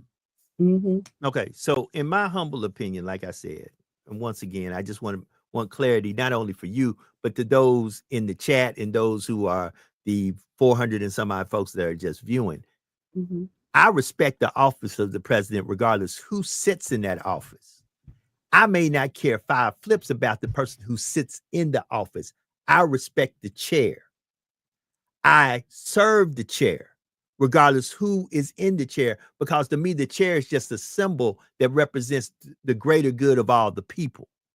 Understand this, just because it is public knowledge that you a scumbag, a dirtbag, or whatever you may be, doesn't mean that just because you're walking around looking like you all right people, that you might be that same scumbag, dirtbag. It might not be exposed yet. And you may be a good person and it may not be exposed yet. That's why I try to take the person out of the equation and say the following. If the people, once again, if the the majority of the people, I'm not a big guy on the electoral college, but when it's just like a score in a football game. If the score is 22-0 and the 0 happens to be on my team, we lost the game, period. It's not about loss sometimes. It's about character. And that's not what you said. You said you respect, not all you said you respect the person. You said, I understand about respecting the office. That's why I listened. I didn't cut in, I listened. And that's why I gave the example of David Duke first, because bottom line, if that son of a bitch would have been elected as president, I don't care if I respect the office. I can't respect that scumbag that got elected. I can't. And Donald Trump is that type of individual, brother. But if you rewind the tape, brother Fatim, I didn't say I respected him. I said because he was elected, he said he is your president. He is my president. Guess what? And that is fact. That is not fiction. That is not opinion. That's fact. So guess what? It doesn't mean that he's not a scumbag. It doesn't mean he's not a horrible person. Doesn't mean he's not a racist. Doesn't mean he's not a misogynist. Doesn't mean that he's not worthy of the seat. But the people elected it to that seat, so he is my president. Period. Gotcha. Got it. Yeah, Fatim, I heard y'all got him scheduled to be on Open Line soon. Here's my question for Tim. He wouldn't come. He wouldn't come. Okay, let's say this, because last time I checked, the only person who could really like me, I personally pay for and own this platform. But you, for example, my brother, you do work for WBLS, which is not owned by Black and brown folks. So if WBLS one day said, Brother Fatim, if they walked in, the owners of BLS walked in and said, Brother Fatim, today on the Open Lines, we're going to have President Donald Trump. Your response is going to be what? It's going to be this. He can go black. Okay. I mean, are you turning your resignation? They don't do that. But the first thing is, if they did, First of all, Reverend Sharpton will probably be up in arms and say, why not his show, right? But see, Reverend Sharpton ain't got to worry about that. Because I'm going to bring him over on my show. So don't worry about it. Rev will be with me. But they would not, if they wanted to pull that Trump card over me, if they wanted to pull that Trump card, then I got a Trump card too. Trump card, ain't that something? Yeah, right. You got a T-Rump card? You got a T-Rump card? I ask any and everything that I want to ask. I'll do it. Because you know why? Because Black folks been waiting for a long time for him to come on a platform where it's not scripted. And that's where I would lay into him. And boy, he couldn't even handle being on there with the Black females on at that forum. Hey, he can't handle that, brother. And I agree. And I agree with that. But here's the thing. He was there. And once again, Brother Fatim, I fully understand what you're saying. And I respect it. And I believe. But once again, like I'm asking, if the ownership and management came in and say, hey, Trump's going to be on the show, are you turning in your 2 weeks? So eventually the answer is no, I'm not. I'm going to do the interview. Wait, hold on. You don't answer for me. Okay. You don't answer for me. I don't. Okay. It's not about turning in my 2 weeks. First of all, they have never done anything like that. So let's be real. Did, though. I'll deal with the hypothetical. Hypothetical. Let's deal with it. And I said, if they want to pull their Trump card, then I'll pull my Trump card, saying that if that's the case, don't tell your Trump card, Fatim. No, I gotta play my Trump card because you're not gonna tell me he's on, and then give me, because you can't give me, because I'm not gonna allow you to. If you gonna say this, then I'm gonna say that. If you tell me I can't do it, then I'm not doing the show. Now, I have a co-host. I'm not doing the show. That's what I want to hear. Okay, I'm not doing the show. Hey, and everybody know that when my voice, if I'm not there and never missed a show, and because Trump is on, they know there's a problem. They know there's a problem in Dodge. Just like, and I'll say this, and I don't want to put my man, because he's over at our company now, but I'll say, because I don't bite my tongue, my man, Deion Livingston, now he's the big boss where I'm at. He was the big boss at BLS. He put on a show on MLK Day. I was on my way to Reverend Sharpton. I'm listening. Matter of fact, on that show, Sister Rhonda, Norman Seabrook was on. Tony Herbert, another friend of mine, was on. I'm like, what the hell? I called Bob Slade and them too, man. What the hell? They were like, what? On MLK Day, we're not on? But the station put this on? I will not lie about this. My program director, Toya Beasley, was there when Deion came out that next day, and he came to sit by my desk. He said, I heard you had something to say. I said, damn right, I got something to say. I said, I think that was a ludicrous situation. I said, you getting calls. Why wasn't Open Line the one to do an MLK special? Why would you put these people that don't even have a voice on our station on the radio? He sat there on my desk. He listened. He said, you know what? I made a mistake.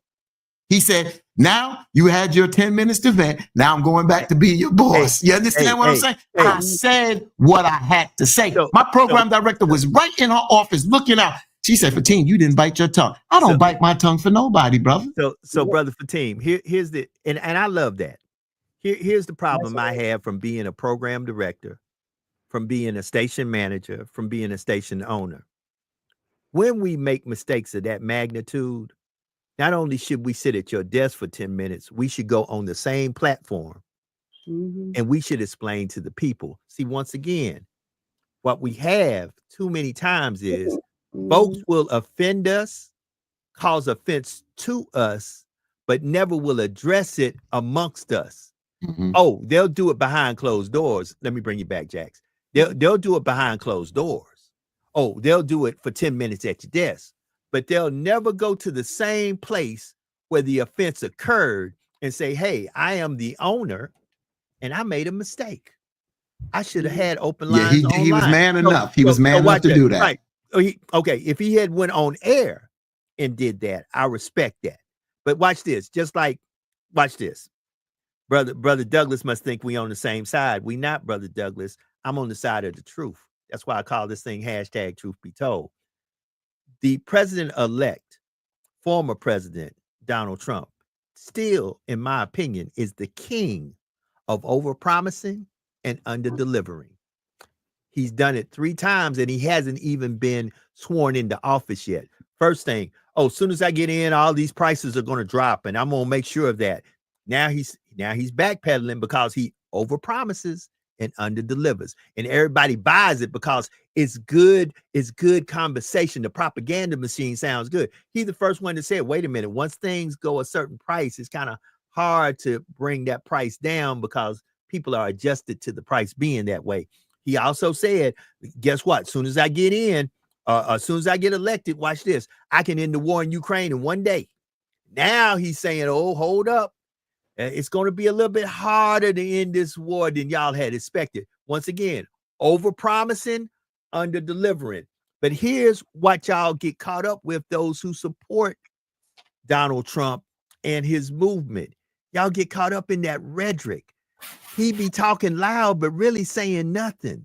And at the end of the day, if you line up promises given and promises delivered, you will find out his numbers are very low on promises given and promises delivered.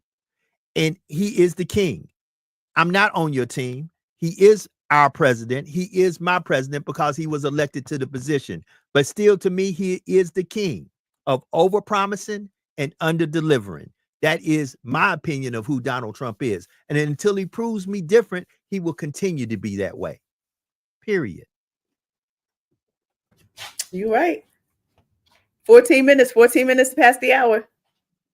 Oh, man, we done did overtime. What we doing? Hold it. Y'all want to go to the 30? We can go to the 30 if y'all want to. It's up to y'all. Let's go to the 30. Okay. Let's go to the 30. Man, and I got to be packing, getting ready to go to New Orleans. I'm surprised somebody ain't knocked on the door and gave me the googly eyes like, that's right. What we doing? Yeah. Well, you know what, Joe? You have safe travels. I'll be traveling as well. So you definitely have safe travels. Have a great time. Brother Fatin, you traveling anywhere coming up? Amen. No. I'm just relaxing, getting my thoughts together, going forward. Joe, we'll talk after, not after, but I made my decision what I'm going to do, and we'll talk about that moving forward. I got to do a podcast tomorrow, so I'm getting off a slightly bit early, maybe 5 minutes early tomorrow. I was asked to do a TikTok podcast, and there's some rules on TikTok that I didn't know. You can't say sex and curse and stuff like that, you know. And one of the it's a relationship, relationship show. And young lady said, "Well, you can't say sex, say cookie." I said, "Cookie mean cookies deal with a female thing, man thing." You know what I'm saying? So I look forward to doing that. So I'm like doing podcast tomorrow morning for 4 hours, like I'm on vacation and I'm still working. When I went off the screen, I was you're gonna be on with us tomorrow. I'll be on with you guys, and then I'm getting off 5 minutes, probably 5 to 2 minutes, 2 to 5 minutes early to join the TikTok podcast that begins at 11. So I do that tomorrow, and I'm not doing no tangy tea. They could come back. I'm not doing that tomorrow. I'm just laying low on this vacation. That was Reverend Sharpton called me because they sold the WLIB station. The folks that just try to listen to Reverend Sharpton on WLIB, they sold that station. Was not part of BLS, not part of Media Corps. It was part of Image Broadcasting, which we now no longer part of. And they took Sharpton off. And they took Sharpton off. Well, for what Reverend Sharpton said, that it looks like his Saturday rallies, which I don't have anything to do with, will be on WBLS now. So that has been worked out too. So I tell you, this is the way we move. Information, pay attention. Information is important. So this is what I'm saying. Information is important, y'all. And WLIB has been such an informative station, for years, and it really keeps us abreast of what's going on, and the psyche and the thought processes of people and the politics. So that's so unfortunate. Pay attention. Pay attention how they attack you, and you don't even know you're being attacked. See, once again, when you go to a trusted source for information to feed your mind, body, and soul, a trusted source for your community where you get it raw and uncut, and all of a sudden somebody buys it and changes everything. And all of a sudden what you hear is, ain't nothing like a hold down, a hold down, a hold down. Right. Getting down today. You'd be like, man, did they change Yeah. the format of the station? And all of a Yeah, sudden, yeah. I just know that I love Yeah, me exactly. some America. You Yep. know, all of a Just- no, you sudden, ain't they lying. come and buy our stuff, change the format, and then you don't know how psychologically that has already made you say, here we go again. My trusted source, my place to get information. Now all of a sudden, my people are gone. They are scattered to the four winds. That's right. That's right. But you know, Joe, this is still the same tricks that they did back in ancient times. You know, Come on. back in ancient times, they tried to prohibit us from honoring our holidays, honoring God, you know, changing up the calendar, you know, moving the benchmark, you know, over and over and over again. So that's just kind of what they do. So we, you know, should never be surprised on what's happening, because they're just, you know, they got the playbook, you know, and, you know, they just continue to, you know, run the plays out of the playbook, and we still haven't quite caught on yet, you know. So we, you know, we got to do better, y'all. We got to do better. So it's 18 minutes past. Tomorrow I will be broadcasting live from the great city of New Orleans. You'll catch us already. I'm going to laugh and make my team laugh. They didn't know this. I already got an email early this morning. I opened it up. I said, what's this from? It was from some good folks, friends of mine at the Essence Music Festival of Culture, who said, Joe, we just need to know what you want to do this year. And I said, me and my team, I sent them back a quick little email. Me and my team, we want access to everything. We on our way. And the person sent me back, I just need to, soon as we get a release, we're going to release information to you. Tell us who you need, what you need, and we are good. So we'll be, you know, I'm going down to New Orleans tomorrow to bring in my first New Year's in New Orleans. I've never did New Year's in New Orleans. And I live in Louisiana. I've been here since 95. Never did a New Year's in New Orleans. This will be my first. But you will catch us throughout 2025, and we will be at the Essence Music Festival of Culture. Hopefully, all three of us. Hopefully, this time it won't be just me and Fatine, but it will be all three of us. We got to keep Jax from not being pregnant, so we'll see. Oh my God, Fatine! This dude here is crazy. Bang, bang. Hold it. Bang, bang. Just out the blue. Bang, all these early morning shenanigans she's doing here. You know. Wait a minute. Who were 12 minutes late this morning? What you doing, partner? Don't worry about what I'm doing, baby. I'm a single man. I do what I do. Okay, do what I do, dude. You worry about what I do? Y'all the one that got the ball and chain. Y'all got the ball and chain. You got the ball and chain. No, sir. I ain't got no ball and chain. I got a blessing. I got a blessing. I got a blessing. Yeah, you know what I mean. The best you got a beautiful ball and chain, but you got a beautiful ball and chain. No, you call it that. I call it a blessing. You gotta call it that what you call it, because you ass ain't you ain't going to New Orleans in the doghouse. You ain't want to be like that puppy whimpering. I'm going to have a good. You talk about the dog licking your toes. Joe will be kissing her toes. Hey, if I'm late in the morning, just take it like I take it. Just know that the beignets are going to be flowing. I'm just saying. The mimosas and the beignets are going to be flowing. That's all I got to say about you know that. Fatine be trying to front. Fatine going to be married again at some point. Fatine. Okay. Maybe. Ain't nothing wrong with that. Ain't nothing wrong with it. Okay. Ain't nothing wrong with it. Ain't nothing wrong with it. Right. It's a beautiful thing. If you can find that right person, it's nothing wrong with that. He already married now. His hashtag truth be told. Wedded wife KC somewhere in the chat. Wedded wife KC of hashtag truth be told to Fatine. I guess you'll be calling it in tomorrow now, as you said that. Okay. You already got a wife. You got a hashtag truth be told wife. Okay. So I got situational wives. I got a hashtag truth be told. I got a Florence, South Carolina wife. I got a New York City wife. I got the multiple thing. Oh, I'm a polygamist here. Okay, I got you. Hold on. Look, that's just what I want to do. Mrs. Hashtag truth be told, Fatine Muhammad, better known as KC. Tell your hashtag truth be told husband, watch what you say now.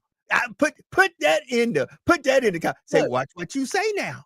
Look, Girl, come look at him on. blushing. Look at Brother, him don't try to get listen. I respect my sisters, but I ain't got no ball and chain, baby. Just remember that. Steve.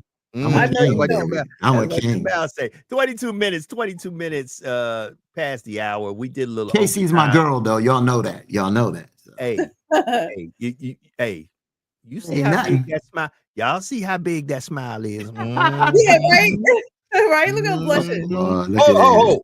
Well, look at this. Hold up. Bang, bang. Right. Shots fired back. Hold on. He already knows how we do. You know how we do. That's right. You know how we do. Look at Okay. him So, blushing. listen, family. He ain't nothing but a big old senior. Shut up. Yeah, okay, so Shut up. so family, Get that puppy. I'm gonna throw this out there. Actually, I'm gonna That throw puppy. this out there for the first time to our team, because it's not my team, our team. You expecting? and to the chat. Tomorrow we'll be broadcasting live from New Orleans. I will be. We won't be broadcasting live from New Orleans. I'll be. No, we won't, but we won't. What the Okay. hell you talking about? Now, we won't be broadcasting. We're going to give you a best of the first day of the year because I've got other things to do. But would you rather for us to come back Thursday, Friday, or would you rather for us to come back Monday on the 6th? So I'll put that first up to the chat, and then I'll put it up to Fatim and Sister Jax. I'm more than happy to come back on Thursday the 2nd. But if we just need to take some time and enjoy the college football sensation of the playoffs and the new year and being with family, I don't mind coming back on Monday the 6th. To be exact, we can make tomorrow our last broadcast until either Monday the 6th of January, or do y'all want to come back on Friday the 3rd? Friday the 3rd or Monday the 6th? Because I'm taking 2 days off. I'm going to do one of the team's number. I'm on vacation. We're going to come back on a Friday? Yeah. We're going to come back on a Thursday? We ain't going to come back Thursday? Well, do we want to come back Thursday, Friday, or Monday? And what do y'all if I'm coming back, I'm coming back Thursday. If I'm coming back Friday, I ain't coming back the rest of the week. Okay. So wait. So you talking about January 1st coming back that Monday, January 1st versus coming back this Friday? January 2nd. Okay. Thursday. So tomorrow we're going to be broadcasting.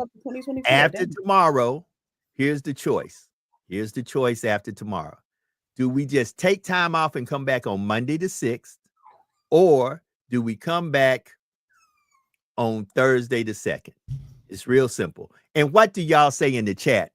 We can take a break and give y'all the best of until Monday the 6th, and we can come back rejuvenated and talking about all the great stuff that now we'll be into a new year.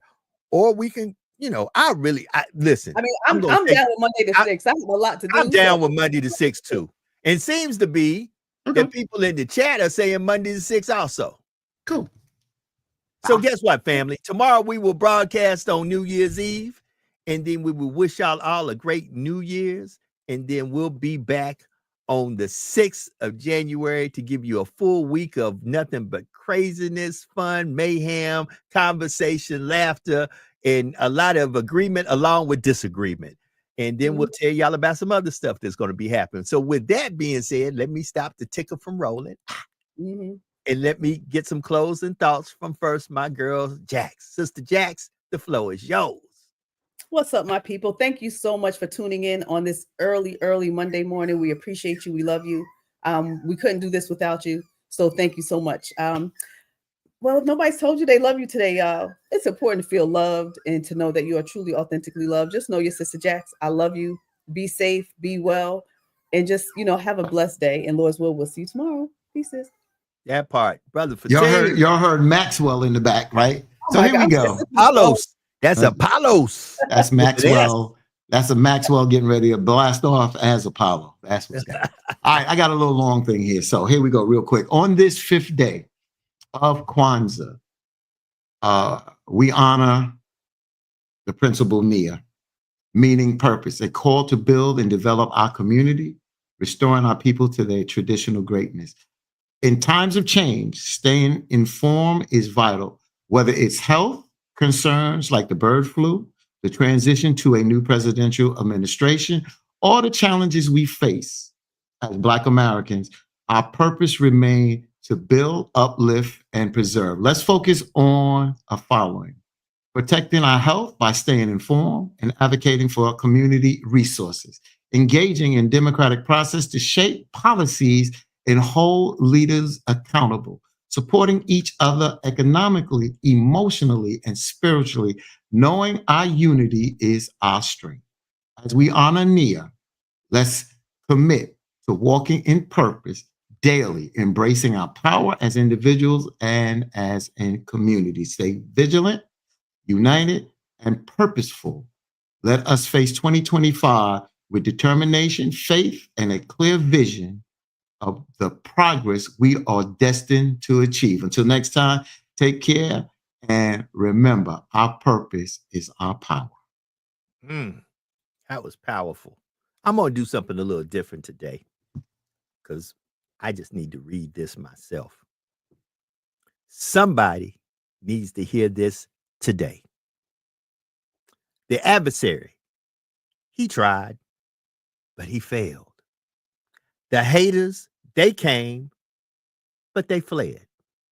Problems arrived, but problems got solved. The sickness developed, but now you're healed.